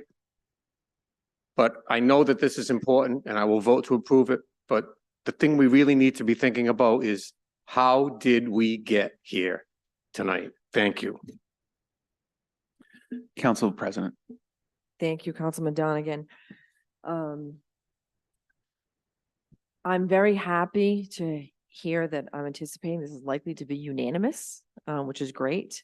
A lot of the sentiments that I wanted to express tonight have already been expressed. One of which was how we got here. And what I want to say is, I know I've had these conversations with the administration. I'm sure I'm not the only one. Some were stated in public session. We need to be proactive and not reactive. First and foremost, as a mom who has, raised my children in the city, played with my kids at many of these playgrounds. They're now much older. I understand the importance of them. And from members of the community who reach out, they are a reflection of who we are and what we give back and what our community deserves. I am glad to see this happen, and we need to make this happen. I'm very thankful to Council Vice President Vargas for the work in this effort, to all the council members also in terms of their expressions to the administration, I'm sure, with respect to the need. And I'm very glad to see this happen. I would also be like to be added as a co-sponsor. Thank you. Is there anyone else that, just to get this done now, is there anyone else that would like to be added as a co-sponsor? Yes, okay. All nine? All nine. Fantastic. Councilman Wall, or anyone else, if there's anyone else that hasn't spoke that would like the opportunity to do so before I call for a roll. Councilman. Christine, I'm the only one who hasn't spoken, I believe. So this would be my I didn't mean to call you out, I'm sorry. Not to belabor any point, I don't think I could say anything that hasn't been said. That I'm wholeheartedly in favor of this resolution. Any further discussion? Seeing none, the motion before us is to approve. Clerk, please take the roll. Councilman Donegan, Council Vice President Vargas, Yes. Councilman Ferry, Yes. Councilman Wall, Yes. Councilwoman Jermaine, Yes. Councilman Campiano. Yes. Councilman Paplaskas. Yes. Councilman Arena. Yes. All right, congratulations.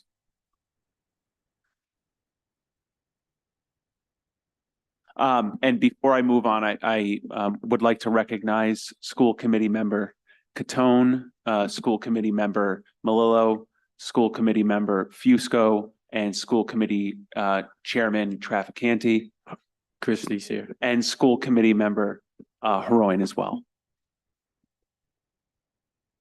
Next before us, we have a resolution supporting legislative act of the Rhode Island General Assembly that enables the city of Cranston to seek approval of its voters to issue bonds and notes for the construction, purchase, and/or acquisition of land and buildings, renovation, landscaping, rehabilitation, repair, improvements, furnishing and equipping and of and/or additions to Cranston Public School buildings, sponsored by Council President Marino, Councilwoman Renzulli, and myself. This time we'll entertain a motion. Motion to approve. Second. Is there any discussion? This is on the bond. This is on the bond, correct? Council President. Thank you, Councilman Donegan.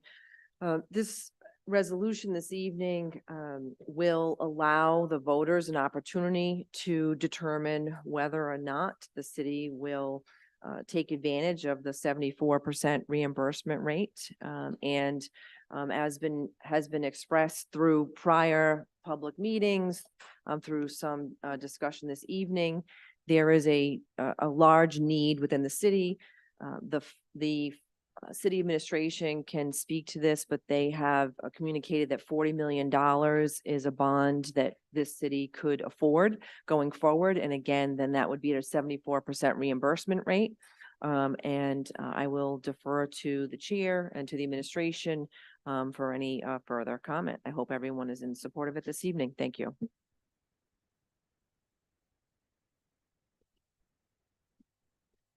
Councilman Ferry.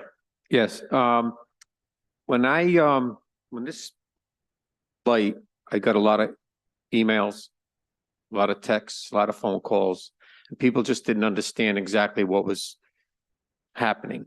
And after explaining to them what's going to happen and the fact that we can receive up to 74% as a rebate, I did not have one person that was still in opposition to it after they read that article from the Journal.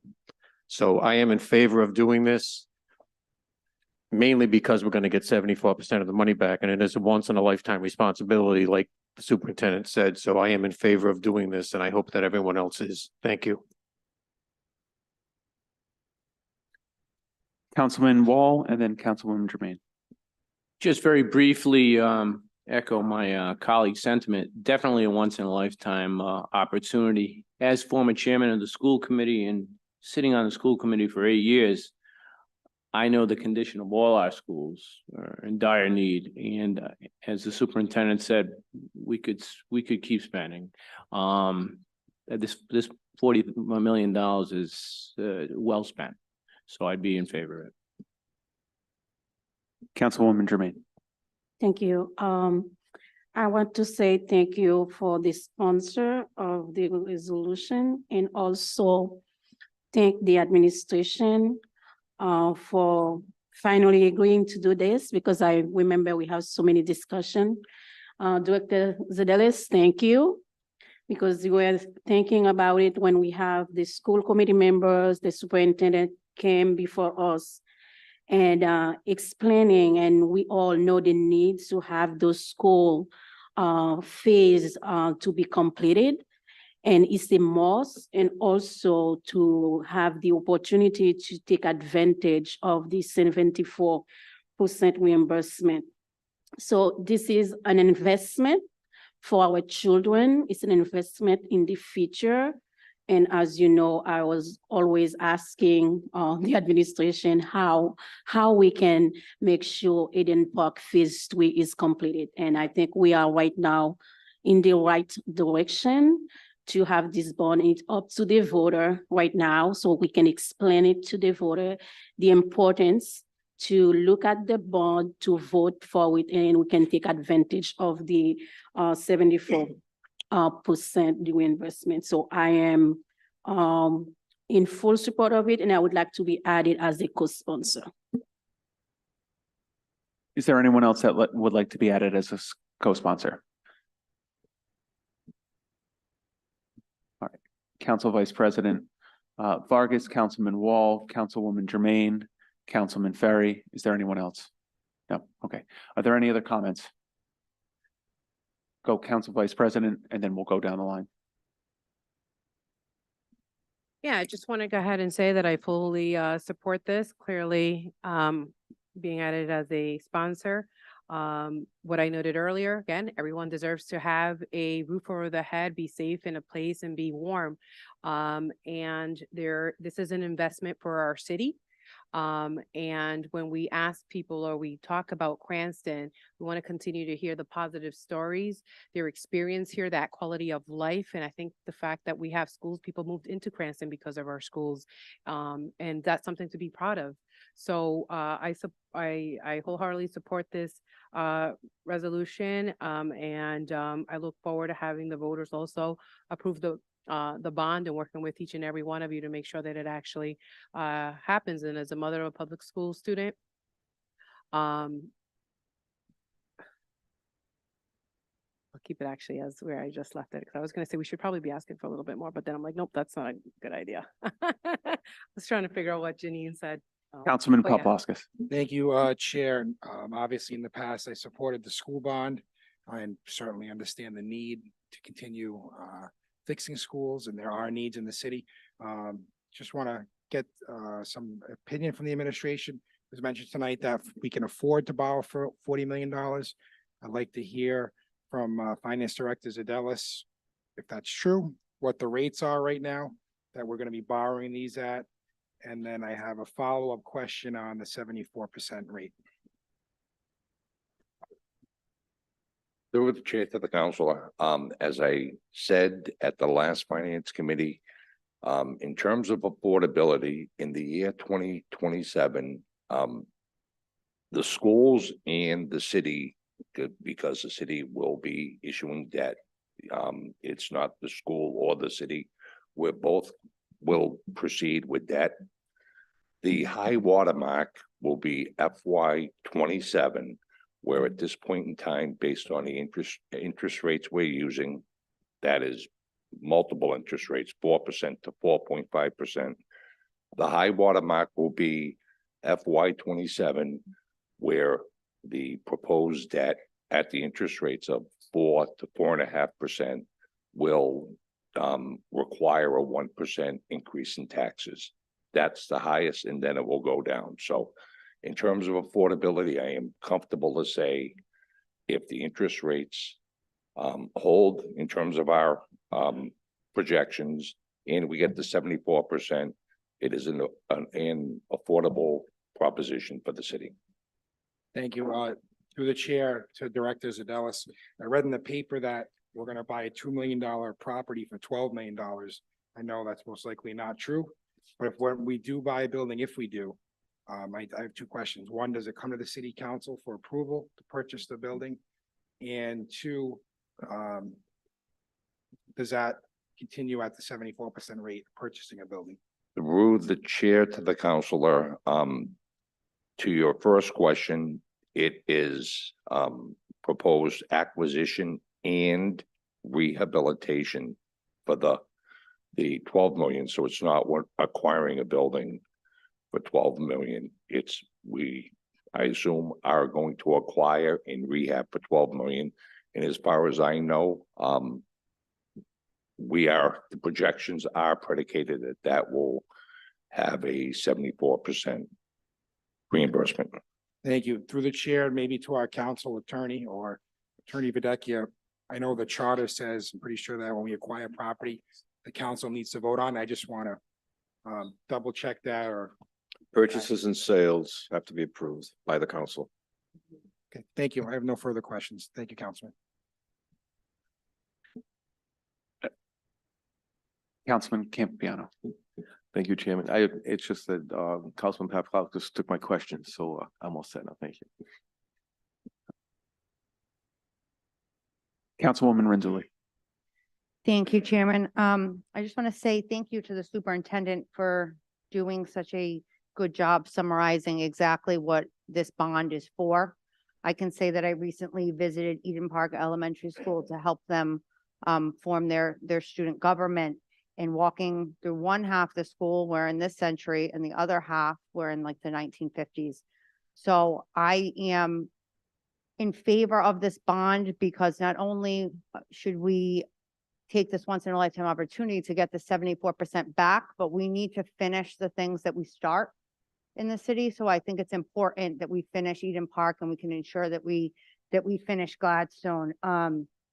Among the other things that the superintendent mentioned, as my colleagues just stated, I will say that I think this is a good lesson and just another example of the fact that sometimes headlines in the newspaper are simply for clickbait, and we were never going to purchase a building for $10 million over the amount that it's assessed at. That would not happen. It will come before us, and I look forward to seeing exactly what the school department, I'm sure Mr. Collins will have a presentation on what we intend to do to improve that building that currently we're paying, I believe, over, someone can correct me if I'm wrong, over $200,000 a year in rent on. So the money is going to come back to the city.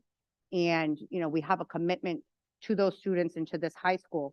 So I will say that I am in favor of this, obviously, as a sponsor. I hope that tonight it will pass out of committee where I do not have a vote, but it is important that we put this out to the voters of the city of Cranston, and they will decide if this is in fact what they want, and that's why we were elected. Thank you. Are there any other members that have not spoke that wish to speak? No. I'll end reiterating many of the comments of my colleagues. This is a wise investment in our city, in our schools, in our city's future, in our children. We will not get the opportunity to receive a 74% reimbursement again. This is a decision that is fiscally wise to take advantage of that. Kicking the can down the road any further would only cost the city more money. And as such, we should pass this out of committee tonight. Clerk, please take the roll. Councilman Donegan, Council Vice President Vargas, Yes. Councilman Farino, Councilman Ferry, Council, what? What, Farino?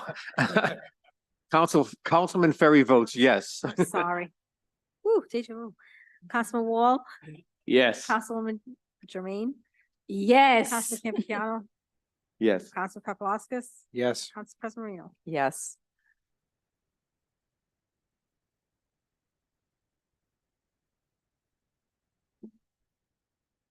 All right. Well, if there are people leaving, we'll give like a 2-minute as people filter out.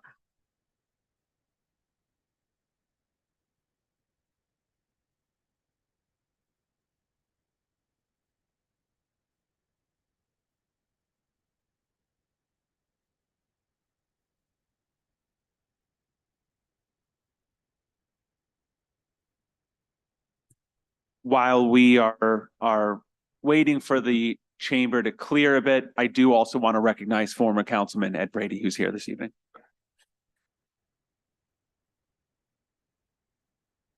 Former Council Vice President, yes, sorry.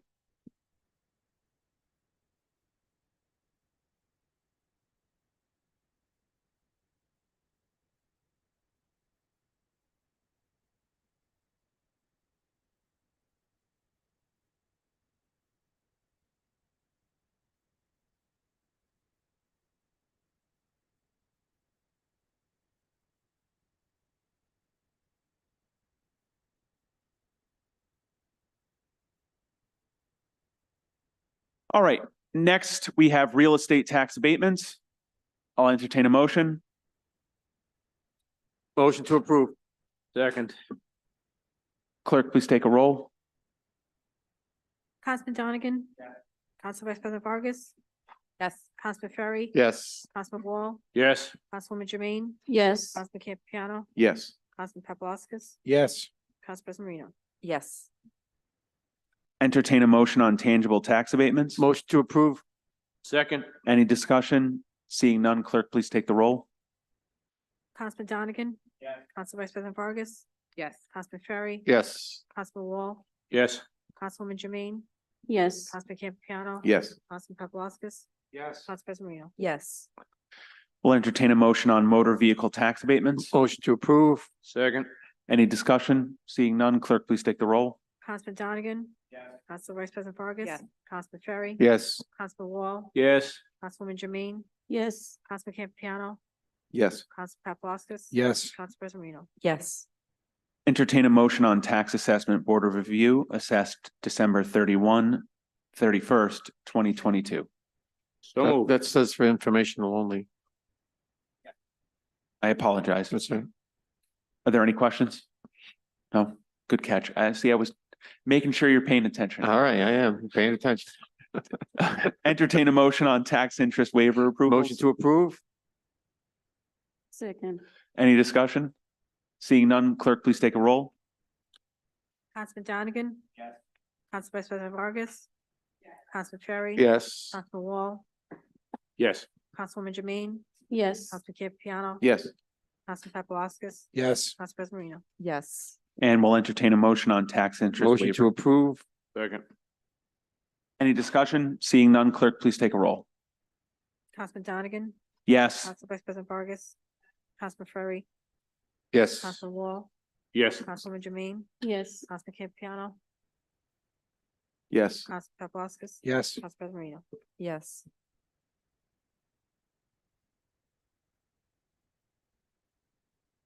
Next on the docket, I had placed discussion of possible city-owned property to build a community center facility with state and or federal grant funding. This is based on the information that was both in conversation, that the application that moved forward was specific to city-owned property. If we're going to move forward with actually building this thing, we've got to, I wanted this to be an opportunity for the council to provide any comments so we can try and move this thing forward and get it done. So I guess I'll start just through the administration, just to be very clear, the application the city put forward was for city-owned property, correct? The application, and I'll call it a placeholder application for the facility, was for a building, I forget, it was 8,500, 9,000 square feet to be constructed on city-owned property.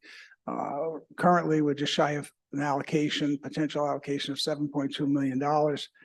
Important to recognize Paul Dion, director from the State Pandemic Recovery Office, is here to answer any questions. Sagri Sharma is here also from her office, and she's the go-to person that we've had much dialogue, and Shay Kazalt from the governor's office. So certainly the governor and these individuals have taken quite an interest in the Cranston program. They'd love to see it through. They've been a tremendous resource to us all the way.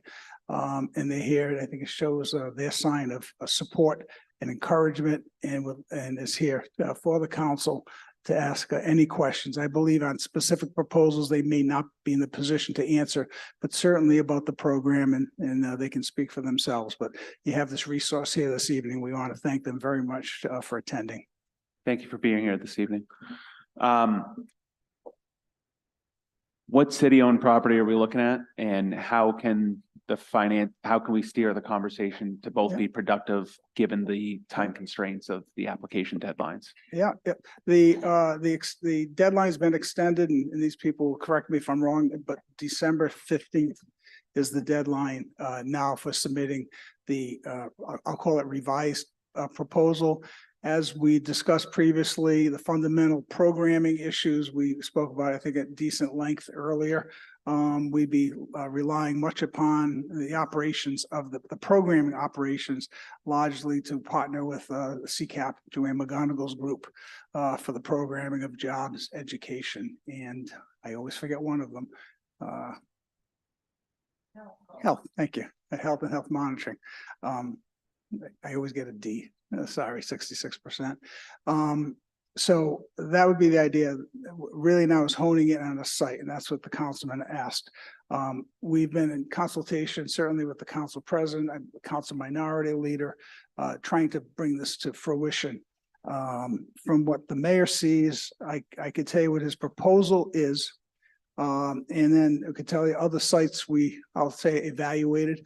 The site that's going to be that is recommended this evening, and the council president, I believe, mentioned this as a potential site, would be the parcel of land that currently is a little baseball field situated adjacent to the YMCA and the Pastore Center. That field was used by CLCF, and now there's been a field that group is now utilizing, and I believe that Cal Ripken group has been utilizing. They now utilize a field over at Garden City School. The mayor's had discussions with the head of CLCF to check with that organization, and they support this endeavor to be able to, I'll say, abandon and not use that site anymore. So it should not be a conflict. The reason for that site, I had, as you know, our current acting director of public works is on, I think you call it paternity leave. So we're shorthanded, but we have former director Bernardo that's come in part-time during the spell. And we walked the site with Mr. Corso, myself, the mayor, and Mr. Bernardo. We walked that site. We walked the site where the Arlington School is currently located, because I know that was part of the discussions also with the council minority leader, council president. Also, the site near the Niceville Manor. And there's one other site, but it didn't pan out well because of the topography of the land, too much in site work. Would have been where that hockey, what you call it, with those hockey boards there on street hockey on Dyer Avenue. That site pretty much, given the difficult terrain there and the cost for site work, it would make it prohibitive and not worthy of a building. So the pluses in the Arlington school site well, first of all, we've kind of been there, done that. The mayor feels it's too tight a time frame.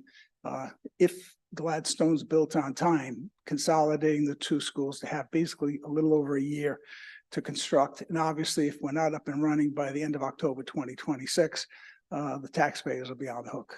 So the mayor doesn't want to take that chance. It is a large parcel of land.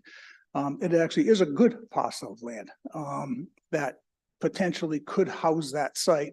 But there's two things kind of going against it. And one is you're going to build a site within feet of children playing, being outside in that school building. So it'd be a high concern about child safety if we're going to be building before the school lets out, if you will, permanently. And secondly, if you were to build, the disruption to education in terms of the sounds of the construction going on. So the mayor advises against that for those two reasons. The Niceville property might be a bit tight. And there's neighborhood concerns.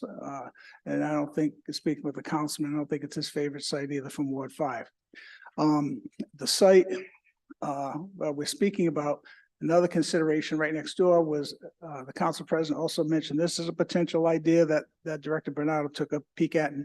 And I mean, this is literally a walkthrough. It's a site visit. It's not an in-depth analysis, but in terms of a quick feasibility is to build a second floor in the Pastori Center. Two major considerations there. One would be you don't know the cost because you don't know what it's going to take to build a second floor on that in terms of from an engineering perspective, ensuring up that facility and construction. The second part of that is saying that for a good year, any activities in that facility will have to be displaced. Thinking that's not ideal, and giving that field and thinking it wouldn't be conflicting, the mayor suggests that field, it's close to, and it could be actually could do a little, it could actually adjoin the Pastori Center with this facility. The land is in good shape. Access it's not ideal. It's a bit congested in that area. There'd have to be some consideration. So it's not ideal, but given all the sites, it certainly can work. So, and for that budget in a building similar to what we described as that placeholder. So that is the recommendation of the mayor, and would love to have your input.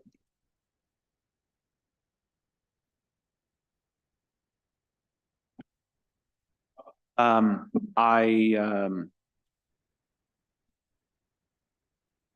live 3 blocks away. I think it's a good location for the intent, my understanding of the intent, and certainly the populations that we want most served through these funds. It certainly, I think, would meet those populations. It's right across from Bain. It's right next to the YMCA. It's right next to the Pastori Center where we have recreation. So it's an area where we have, youth programming, social and services at the YMCA. We have educational facilities right next door. Nostalgia. I'd be saddened to lose that field. It's where I grew up, playing CLCF and many fond memories. It's also a place where I know a lot of people in the neighborhood go and walk their dog. So maybe we could add a dog park by the Cranston Stadium. I'll plug that. But I think given the alternatives, I do agree with the concerns about time frame and timeline at Arlington, as well as the educational impact of, bulldozers outside the windows while kids are trying to learn multiplication. So, yeah.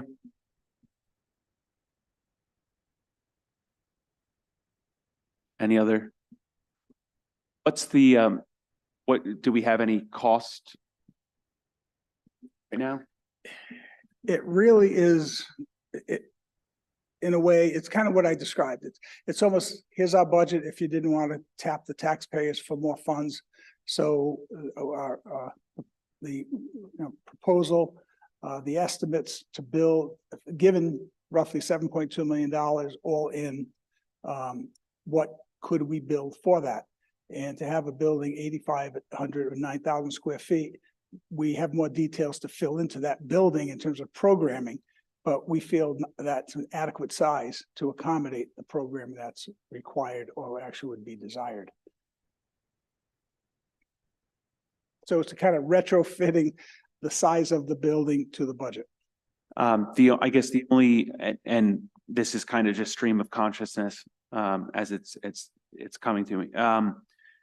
Some of the, and forgive me, because I don't know all the fine details about what exactly programming might be required there.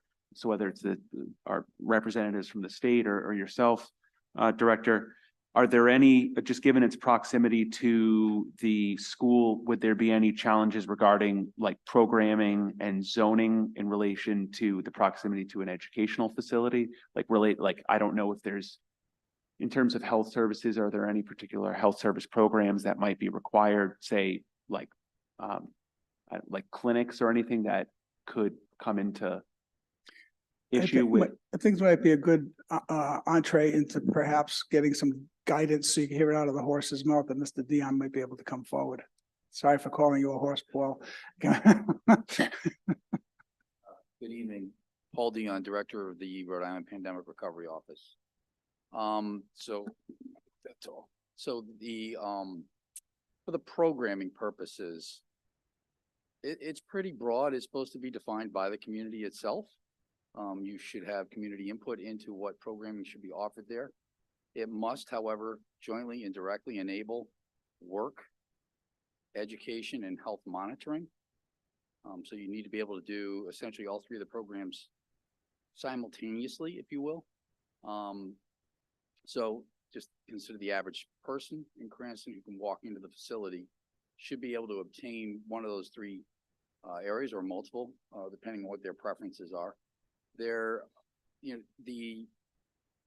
Most of the education program is going to revolve around Learn 365 RI. That was a condition for being considered at all. So I'll defer most of that part of it. The work, enabling the work involves workforce training, a lot, providing people opportunities to receive certificates and licenses like a CNA, things like that, but it has to be relatively broad. It could be training in Microsoft Office applications, for example. Health monitoring, this is always the trickiest one. It's typically the idea is to address issues of health that are either created by the pandemic or exacerbated by it. So I'll confess myself, pandemic probably didn't help my weight situation a whole lot. So if you were going to have something for people to have weight management, it would involve not just providing them like leaflets about, pamphlets about it, but actually classes about how's the best way to manage your weight, what kind of diet things and then to follow up with those individuals over time. So it's almost like in a program. So who would offer those services would be obviously up to the city to determine. We have seen with other applicants, there are, health organizations who are willing to help on the health monitoring piece. I know the DLT has talked a bit about the workforce development piece and the work training and being able to help there. You may have actually businesses in the city who need a particular type of training that they might be willing to engage in. And then on the education side, again, most of this will revolve around Learn 365, but you could also have, again, outside vendors, if you will, who provide the services, you know, K through 12, some education, some adult learning type things for people to achieve their GED, move on to another level of education, et cetera. Councilman Ferry. To the chair, if I could ask a question. So let's just say we built a building in that spot Mhm. and it cost $7.2 million, exact amount of money. And we were to say to CCAP, the library director and some type of workforce organization, we want you to go in there and run these programs for us. Would that be allowed where we would try and avoid the city having an additional expense of running the building and all these programs? Something that we'd have to stick onto our budget 2 years from now, that could be $1, $2, $3 million. We have no idea what it would be. So I mean, would that be allowed at that point in time? So If we were to say to CCAP, you can go in there and you can do the health component, and we go to the YMCA and say, you can do the after-school program, you can run that. And because they already do those things and they have a lot of access to federal funding to run their programs. Would that be allowed at that point in time? So I want to clarify one thing just to be clear, right? So you have to carry the programming for 5 years post completion of the building. So that is important to note. It would generally be allowed. You'd have to make sure that what they are offering is compliant with the programming you said you were going to offer. But generally, yes, that would be an allowable program. You do not the city, not you personally, but the city itself does not have to, finance that programming necessarily directly. But if there was an issue with being able to execute the programming on the financing of the side, the city would be committing to step in to make sure that the programming is executed. Or we would lose the money?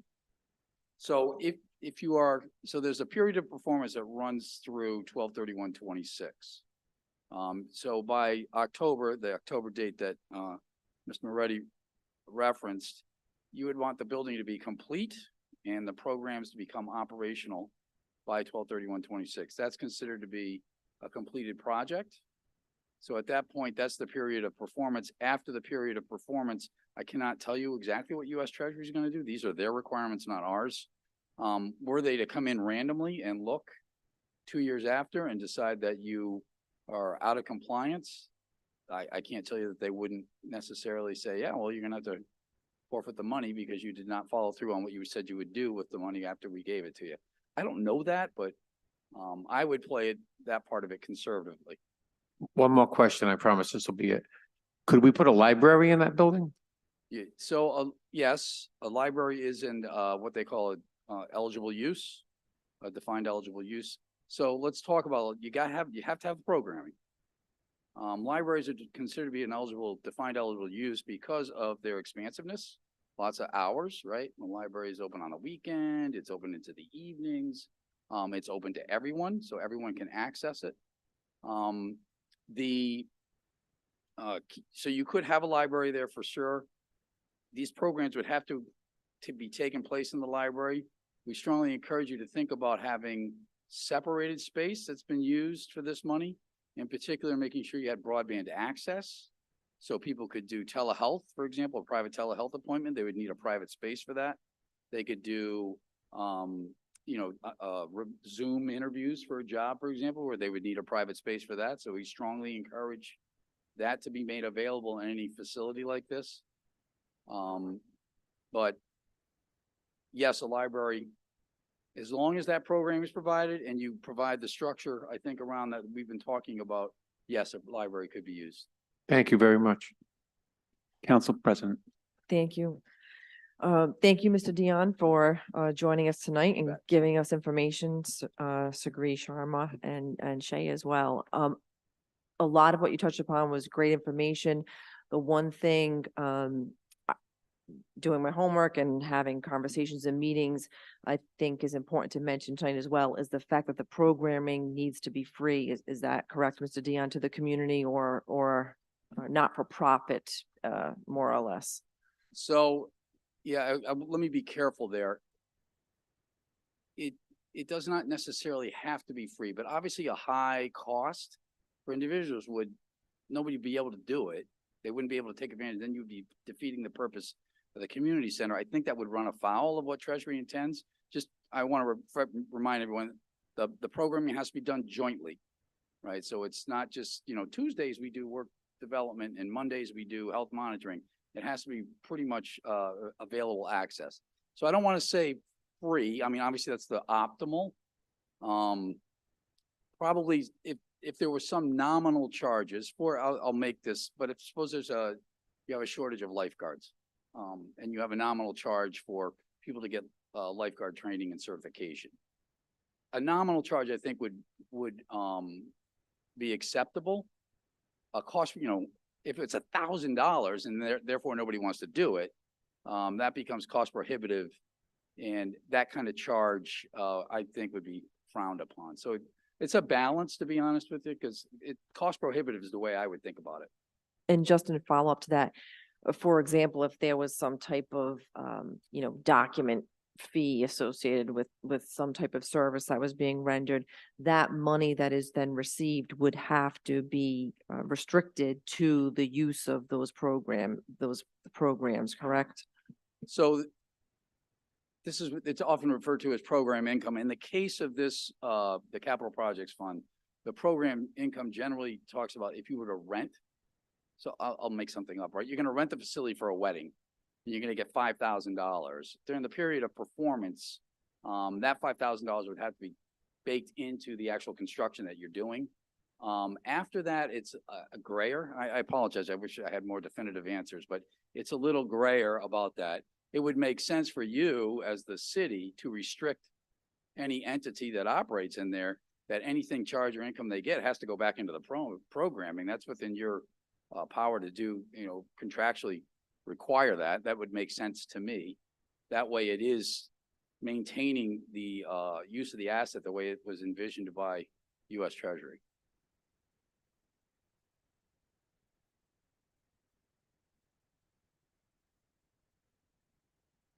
Councilwoman Rizzuti. Thank you.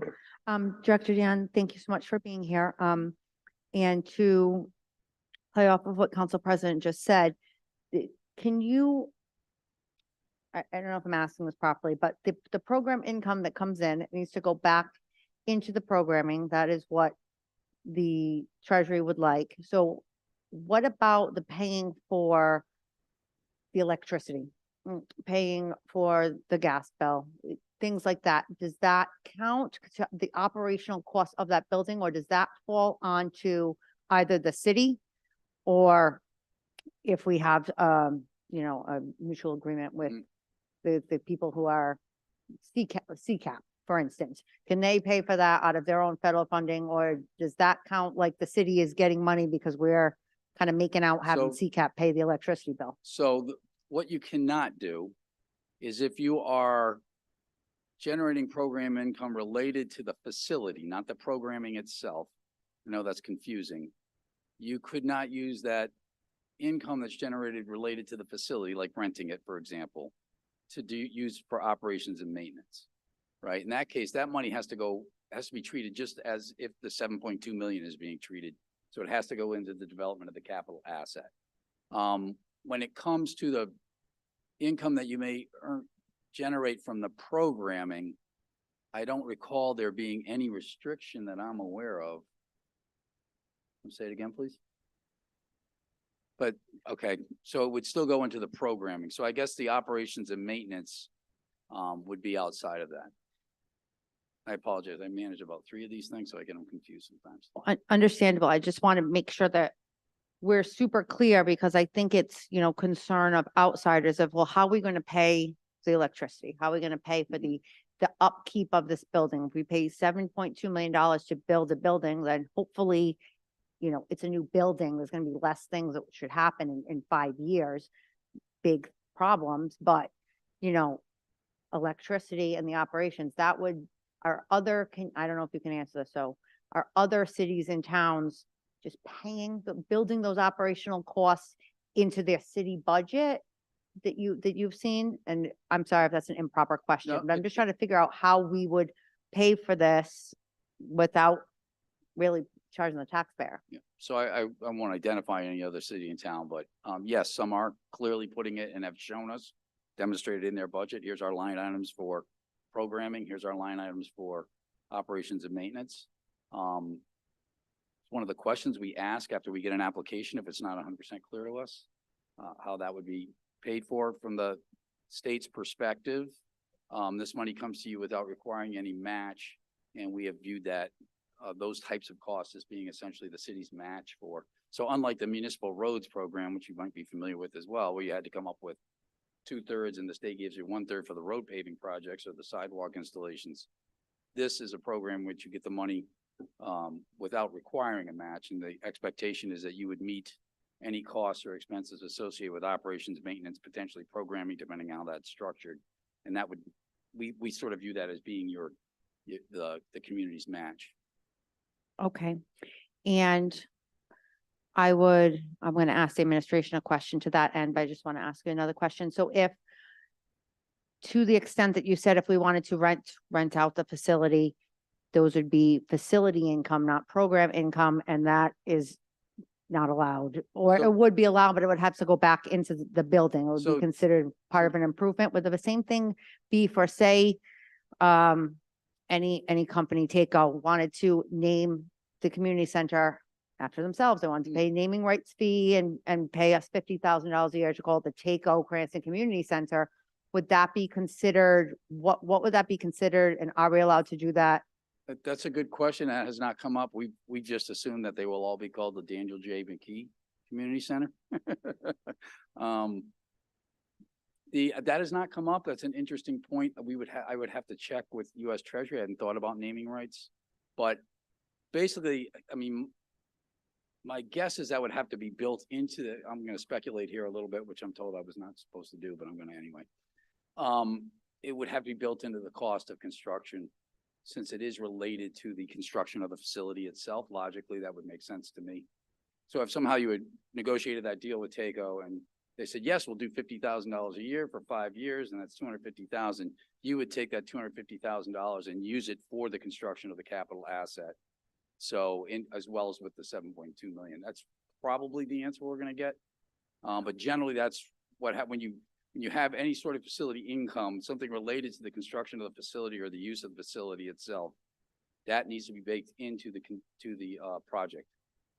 Okay, and after the 5 years, that would no longer be a concern because we no longer have to program it. We're not under the same set of rules. We just have to keep the facility, for 20 years because we spent the Fed's money to build it, but do the rules change at that point in time? Yeah, so there's the period of performance expires 12/31/26. That's on the physical construction piece of it. Post, what they call substantial completion, meaning the building is done, programs are operating. You have to operate programs for 5 years. At that point in time, as I recall, there is no restriction, although I would check with US Treasury on this as well, about the facility after that point. But again, you have to have the programming going for the 5 years. They're going to show up at some point. Personally, if I was in that position, I would play things pretty conservatively. If the leasing, like the long-term leasing would be if somebody else owned the building, then you want to tie them into a longer-term lease to make sure you have access to that as a community center versus if you're building it yourself. That's where that leasing aspect comes in. I think the expectation is from US Treasury's expectation is once the building's built, and you have programs running for 5 years, they're going to continue on because people are going to be taking advantage of those programs, and they're not going to want to see you change that. I believe that's sort of their premise of the way they've structured this. What if we build the building, it's not part of our project, and then I keep using Takeo as an example, but it's just what came to my head. This came out and said, hey, made like an offer. We would like to have the naming rights to this building. We already put in this application, say 2 years from now. We already built the building, own it. Would we have to go to the treasurer this is just your professional opinion. I know you can't give me a solid answer. Go to the treasurer and say, hey, can we do this? So I mean, we will check on the naming rights thing because I think it's an intriguing possibility. I think after the period of performance, a scenario like that could potentially allow you to use that type of payment for operations and maintenance. I'm not even sure it'd be restricted to that. I would like to check with them first. But it's not clear. We've not asked that specific question, and they like specific questions, so I want to defer there. Would would it be the same thing if we had bought a property and then would be the same, if you buy a property and you build on city, if you buy a property, then you now own it, it's city owned. Mhm. Is it the same exact criteria as if we started with city owned property and then Yes, built yes. on it? Same criteria, okay. Correct. The only time you're gonna run into some differences would be if you are improving a building owned by somebody else. So if you bought an existing building and it became city property, then basically what I've described would still apply. If you are going to, somebody else already owns the building and you're gonna lease it, for example, then you wanna have and you're gonna use this money to improve the building for a community center. And then it's gonna be a lease arrangement. Then you're gonna need a long-term lease and demonstrate that this is gonna be a community center going forward for an extended period of time, 15, 20 years. 20 years has been the common lease term that they've explained to us. So this is the first time I just really connected to what you said. So we could lease a building with this money rather than build or purchase a building?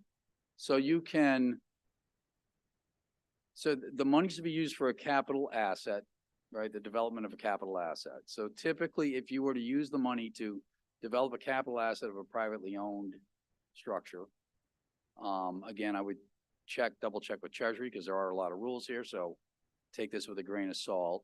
You use the money then you would want to get a lease arrangement to make sure you had access to the money that you spent on the capital asset. So you can acquire a building that is allowable, and then turn it into a community center, which is obviously the end goal you have to do. In the situation where you are using the money for a privately owned building to construct a capital asset to be used as a community center would require a long-term lease. And my guess is one, long-term lease that is favorable, not profiteering, if you will. Based on the fact that you're the ones who spent $7.2 million taking this building and making it into a community center, you would want a long-term lease that is reasonable. Given that investment. And finally, since you said reasonable, it just triggered the idea in my mind about the, reasonableness if there is something else going on in that building. Say if we did it at the Pastori Center, or connected to the Pastori Center, and there is a good portion of recreation there. I did read the Treasury document, and I do know that it's possible to have other things going on as long as the 3 tenants are also going on. Can you define for us or describe to us the reasonableness test of what the percentage needs to safely be in order for this to function? It's a good question. I don't have a explicit answer here. We've talked to Treasury about this. It's a proportionality test, and I'll just give you a simplified example. If you have $1 million and you're gonna purchase a building, let's say, and 90% of the space in the building is not an eligible use, so I will tell you that recreational uses are not eligible. And 90% of the building is for recreation. It's got a gym, a pool, whatever. And 10% is gonna be for the community center. And you're gonna spend you're gonna use $1 million of your allotment. That's generally not gonna fly because you're using $1 million to effectively purchase things that aren't an eligible use. It gets grayer as you move toward the middle. My instinct tells me that a 25% is probably about as far as you could allow for an ineligible use to be part of the building if you were purchasing a building that already had those existing uses. But again, that is me. We've asked Treasury for a bright line, and we have not gotten that. Okay. Again, when they come, the tricky part is when they show up for the audit to make sure you did what you said you were going to do. Once you hit in the gray area, to me that gets kind of scary because then they can say, wait a minute, who said you could do that? And they will not necessarily have, send you a letter saying, oh yeah, it's okay for you guys to do this at this percentage. They're not gonna do that. They're gonna rely on us, the state and you to make a reasonable judgment. So And that as- is important to know, though. as a sub-recipient of a federal grant that's coming through the state, I understand it as the city will be fully responsible if the audit does come through and they say, yeah, no, we don't, that was gray and we're not into it. We want that money back. The city's responsible. The state has nothing to do with it at that point. We're on our own. The subaward agreement that you would enter into with us will provide for a clawback under those circumstances. I don't know if US Treasury would come directly to Cranston, but they would definitely come to us and we would have a provision to say, no, you're gonna have to pay us back. Thank you, Mr. Dion. I just want to direct one of my questions to the administration regarding the operational questions that I did ask Director Dion. How does the city of Cranston have a plan to pay for the operations if we can't do it from program income and we can't do it from facility income? How are we going to pay to operate the building, no matter where it is? It will probably depend on the programming. I would, if I was in your seat, assume that worst case or most conservative scenario that the city would pick up the incremental overhead unless we can devise funding opportunities by having, whether it be libraries, renting, taking their portion of it.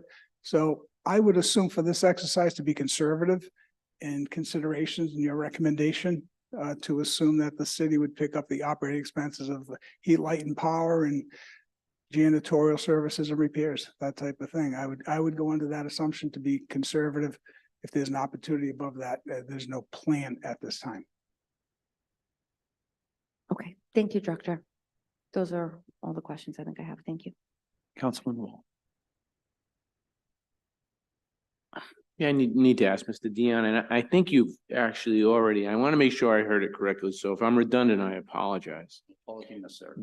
So if we use the $7.2 million to build, to renovate, to acquire an asset, something, right, for a community center, we can't even charge enough to offset the cost in any way at all. We couldn't charge for any of the programming at all.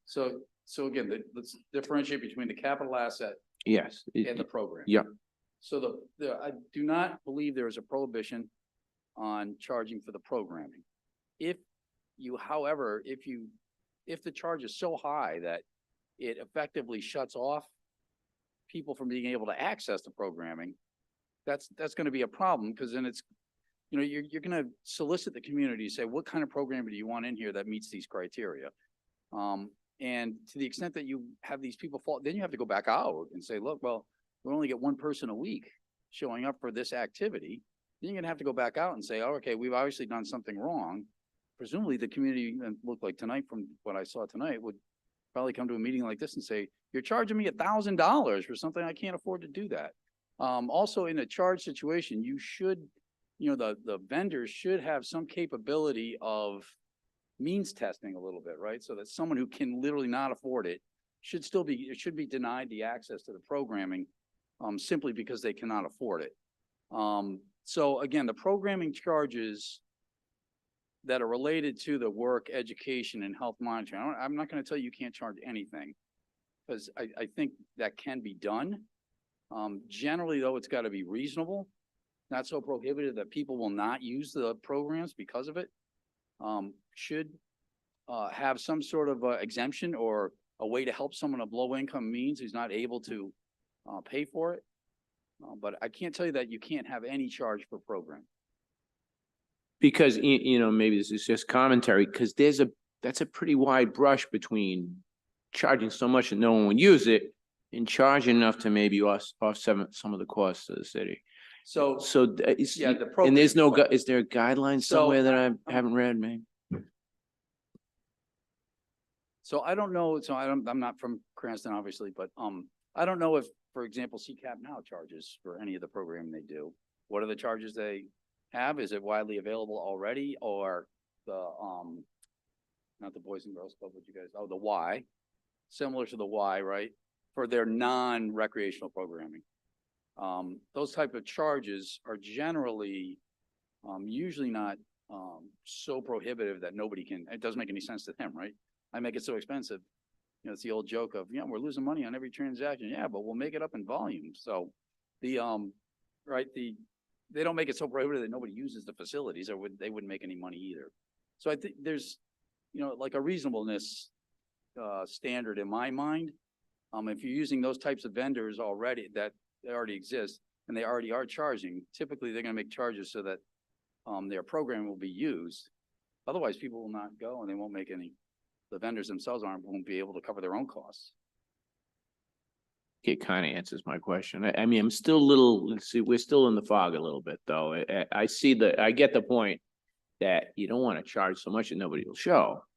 But you're also saying it's possible to charge some if you're charging a reasonable amount and people in the community can still use it. And there's some type of means test as well, I believe you I initially think said. that's important, for marginalized communities to be able to access. This is one of the reasons why libraries generally are sort of a, you know, keep in mind, there's passive uses here as well. So if you have your broadband set up and your computer labs and your private rooms, you don't charge for that stuff. Somebody can come in from any financial background at all and have access that way. That at least gives them an opportunity to engage in the programming. And then, you know, you can, you know, determine from there, you know, what a weight loss management program should look like and how much maybe that should cost or something like that. It's, these are not designed to be profit centers, but they're not designed to be, you know, money losing, enterprises either. So, for the vendors in particular, I think reasonable charges are permissible. Thank you. Council President. Thank you. Just in terms of the topic of city-owned property and how that's essential, especially at this point in time, part of what we've discussed in the past in some of those meetings is that it's too late in the stage for the city to look into acquisition of an additional property other than one that the city currently owns. And the reason for that is the tight deadlines in which we're up against, including the December 15th deadline, which was an extension. And then February 1st is a hard and fast deadline. Is that correct, Mr. Dion? Yeah, so the December 15th deadline applies to the city to get a more detailed and specific application into us. We can't make a judgment on the viability of a project if we don't have a specific, you know, like location, what are you gonna do, that type of thing. The February 1st deadline is for the entering into the subaward agreement with the state to have the monies made available to you. And, you know, that's a calculation backwards, right? There's 12/31/26, all spending has to be completed. So, and the programs have to be operational. You start going back and you get to February 1 of 24, it's about, you know, 22 months. And if you're constructing something new, that's doable, but probably a little tight. If you had suppose we were gonna renovate this room, right? It's the February 1, 2024, you know, we had to have a deadline that fits everybody. If you were just gonna renovate this room, it wouldn't take 22 months, hopefully, 22 months to do that, right? You should be able to do that more quickly. So it's less of a, you know, less pressure. And we have a wide range of projects. We literally have people who are renovating rooms. We have people who are building things.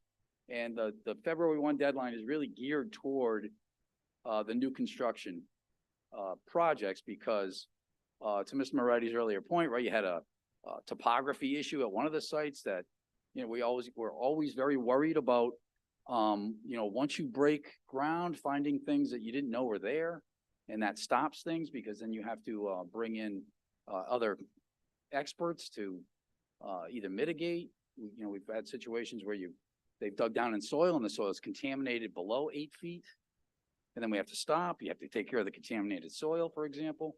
We have seen that in other projects. So that's where that February 1 deadline comes in, is because we went backwards and thought 22 months was about the length of time needed for a construction project with potentially small delays.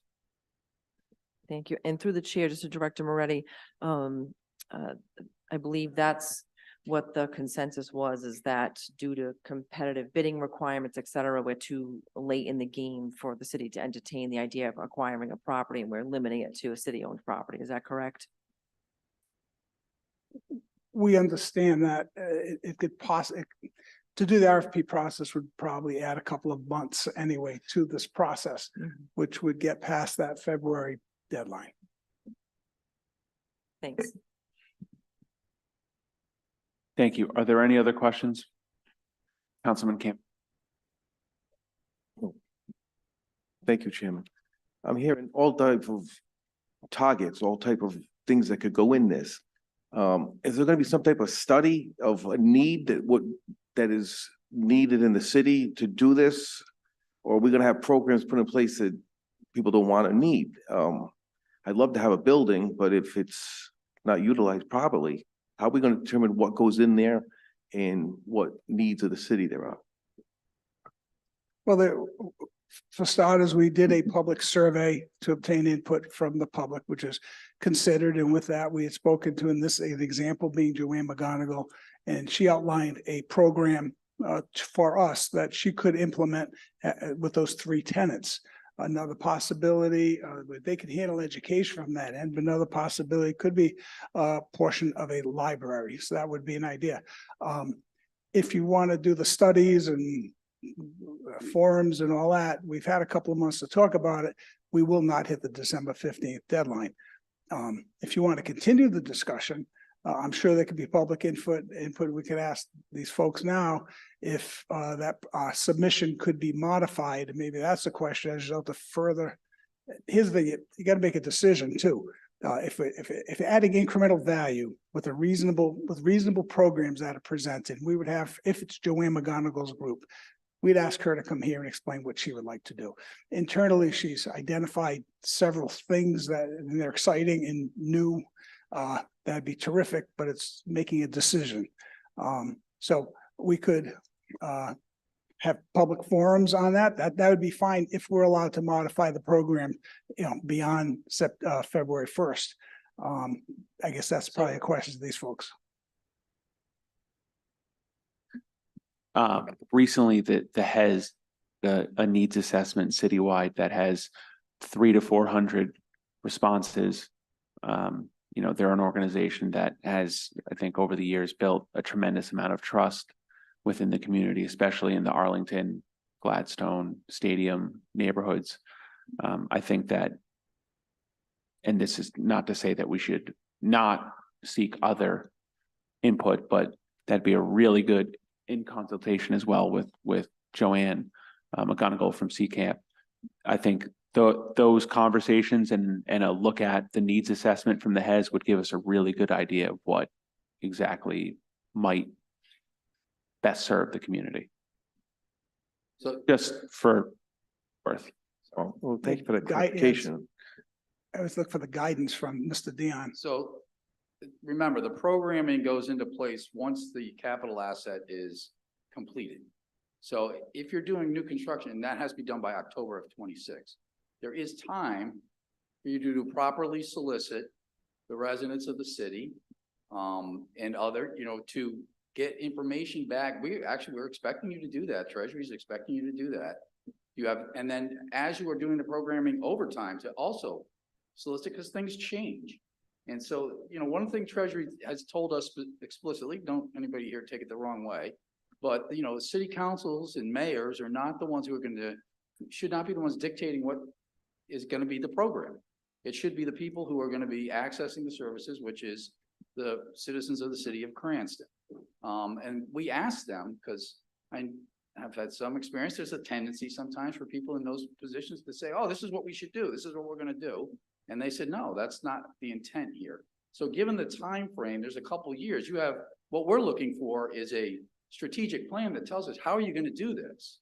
Well, we're going to have every quarter, we're going to have a meeting at City Hall and bring people in to say, okay, what kind of health monitoring programming do you want to see? We're going to survey people. We're going to talk to the people who run the health equity zone. We'll talk to CCAP.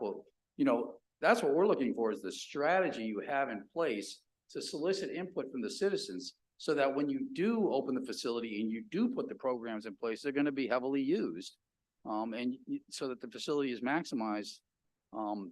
That's what we're looking for as far as in this part of the application phase. We don't necessarily, some cities and towns have done it. So they already have a lot of information and they're already prepared and ready to roll. But what we're looking for at this point is really, okay, what's our strategy to engage diverse stakeholders to get their feedback on what they want to see in this community center as far as the programming goes. And that's the key, I think. And you have time, right? In a situation where you're doing construction, new construction, for example, and you have a couple of years, 20 months, whatever it is, you would have time to do that and build that strategy and demonstrate to the state that you're following through and following the input from the citizens. I think that's crucially important. We don't expect you to have everything, wrapped up into this tight, beautiful package by December 15th. What we do want to see is a plan that says, here's how we're going to achieve these objectives. And then that allows us to follow through to make sure that you're, following through on the plan that you presented to us, because we will follow up as we go through the process. We will follow up to make sure that your project stays viable over time, right? Probably 6-month intervals. If you're way behind on construction, there's no way you can make it, and we're going to have a discussion at a time whether this makes sense for you to continue to go forward. We don't want anybody to have their money clawed back by U.S. Treasury 3 years from now, right? If you go forward and you run into trouble, or you can't execute something, or price of steel goes through the roof, I don't know, whatever it is, we want to be able to make sure that it's still a viable project that can be met, that can meet the deadlines. Otherwise, we will talk about, potentially saying, maybe you scale down your project, you use less money. We're going to take some of that money. We have a community over here who could really use it, who's far enough along, who's at a more viable project. So there is a consistent level of review that's going to be done by my office to look at that. But as far as just the December 15th piece, a good solid strategic plan of how you're going to engage the community into soliciting their input into what they want to see in the programming. What do they want to see for work training? What do they want to see for education? What do they want to see for health monitoring? And, health monitoring, it's a wide range, behavioral health to physical health to emotional health, et cetera. But the idea is for you to solicit from the community what it is that they want and then deliver it to them. Thank you. Are any other comments from the committee? Council Vice President. Thank you, Chairman. So in a sense, this is a one-stop shop behind the education centers, if that's the correct term to be used here, because we're talking about, for example, if we could have like the library there, we could have a health and wellness education, somewhat of a center, possibly provide resources on, I don't know, how to purchase your first home, on home ownership, maybe translations for community members who may need some sort of translations as well. So like when I'm talking about resources is, this is a resource center pretty much for the community, assuming that's what the community wants, but the community dictates what is the need here in the city of Cranston, and possibly merging some of those into, when I call it one-stop shop, is, for example, CCAP offers a lot of already different programs. The library, we have the library in different areas. Could we use another library and be in every neighborhood? That would be amazing as well. So we're kind of bringing a little bit of everything into under one roof, is my understanding of the purpose of this grant. I'll say yes, in the sense that if you have a community center in one single location, then yes, the idea would be that you would, so again, the programming has to be education, work, and health monitoring. It can't be anything else. Even if the community wanted something else, you can't do it. That's the Treasury requirements. So within the parameters, yeah, the idea would be someone could come in and access those services when they needed to, in a reasonably, right? At a bare minimum, with the broadband setup, there is a fallback so that they can at least passively, I mean, that's probably not quite the right word, engage in services. If there was someone who is, English as a second language, for example. They might be able to come in, they use a computer and go through some lessons to help them build that skill set, and then follow up with an educator who can come in and help them further that along. Very similar if you think about the work piece as well. You could go in there, you could learn some things about Excel, for example. Python programming probably isn't not out of the whole realm of possibility, but you can do some of that on your own and then follow up with someone in person who can provide those services directly to the individual. So the idea is to allow, like a mix of an active and passive learning center effectively in the community. A lot of the program. Soliciting some grants to keep those programs running. No, nothing. Okay. You could, whatever other buckets of money you can access, go for it. Okay. I don't know if there Just was as long as, it's allowable and can be used to that program, sure. Okay. All right. Yeah, I think that's all I have for now. Thank you. You're welcome. I'm gonna ask one last question and then both for you, sir, and then one for Director Moretti, and then there are no more, we'll adjourn. The community input, the city doesn't need to, if the city doesn't need to survey 83,000 residents between now and February 1st. Is that a process that we can, does that process have to be completed by February 1st? It does not. What we're looking for by February 1st is a plan for you to solicit input. Reasonably, you're not going to solicit input from 83,000 people. I know that. We all understand that. But as a plan to reach as diverse and broad, I'm going to apologize for my limited knowledge of Cranston. If you only talk to people who are in the eastern part of the city, that would be a problem, right? If you only talk to people in the western part of the city, that would also be a problem. So we're looking for some sort of strategic plan to reach out to a diverse group of stakeholders to find out what they want within those three buckets of programming: education, work, and health monitoring. What do they want to see being offered within the context of those three categories? That does not have to be done by February 1st, but the plan has to be submitted to us so that we can then follow up and make sure that you're following through on what you said you were going to do. We're not picking on Cranston here. We're going to do that to everybody. Thank you. Director Moretti, is there anything you need from us? Yeah. Before we? Yeah, yes, please. The takeaway is this: the mayor wants this to be a cooperative effort with the administration and the city council to make it a wonderful thing for the community. With that, he does want to hear your input. Does this group support that site?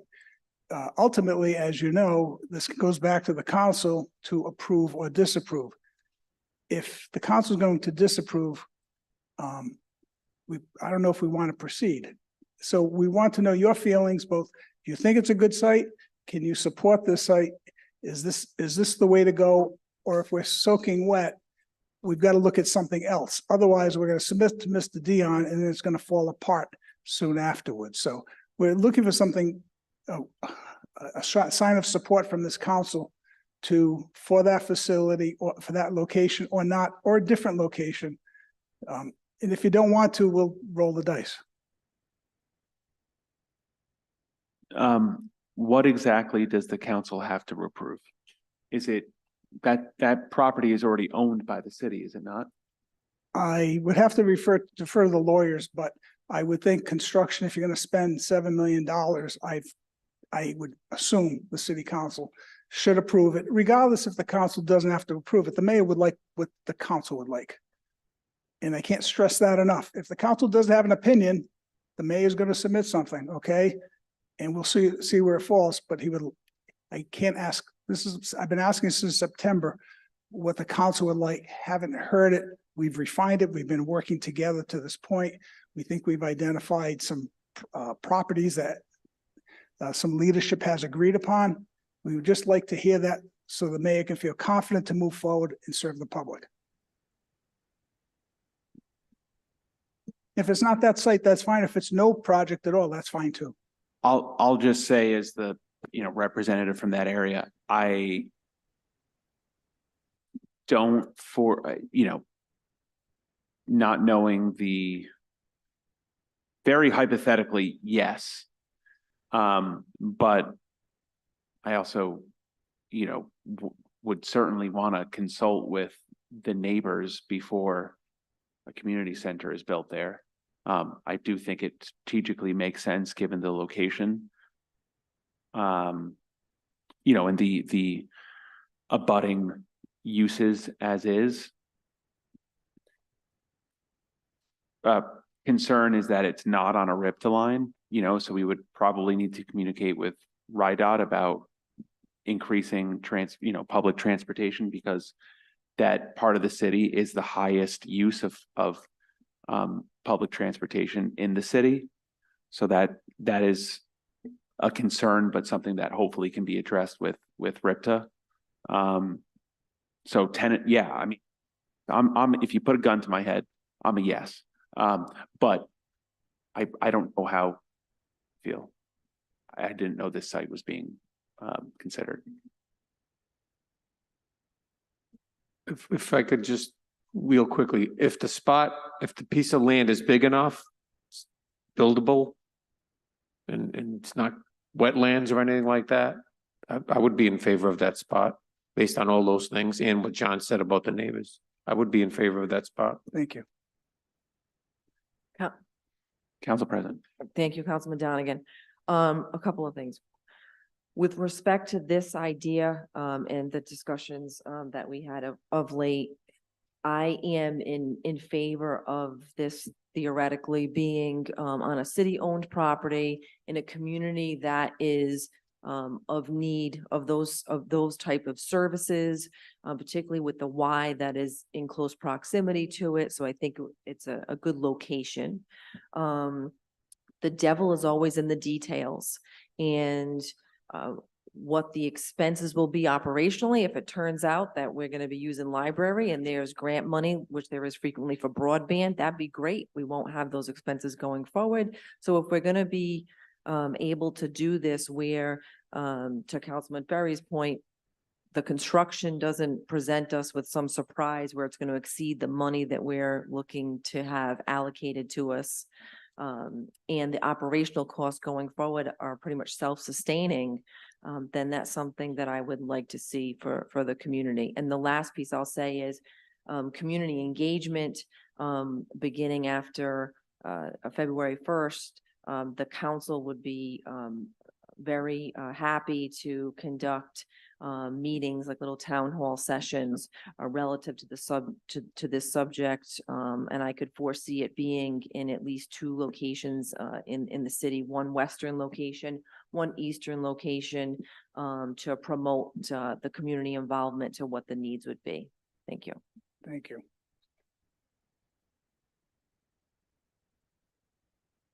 Seeing no further comment. Councilman Paplaskas, do you have any second? Second. Any discussion? Seeing none. All in favor to adjourn? I say aye. Meeting is adjourned.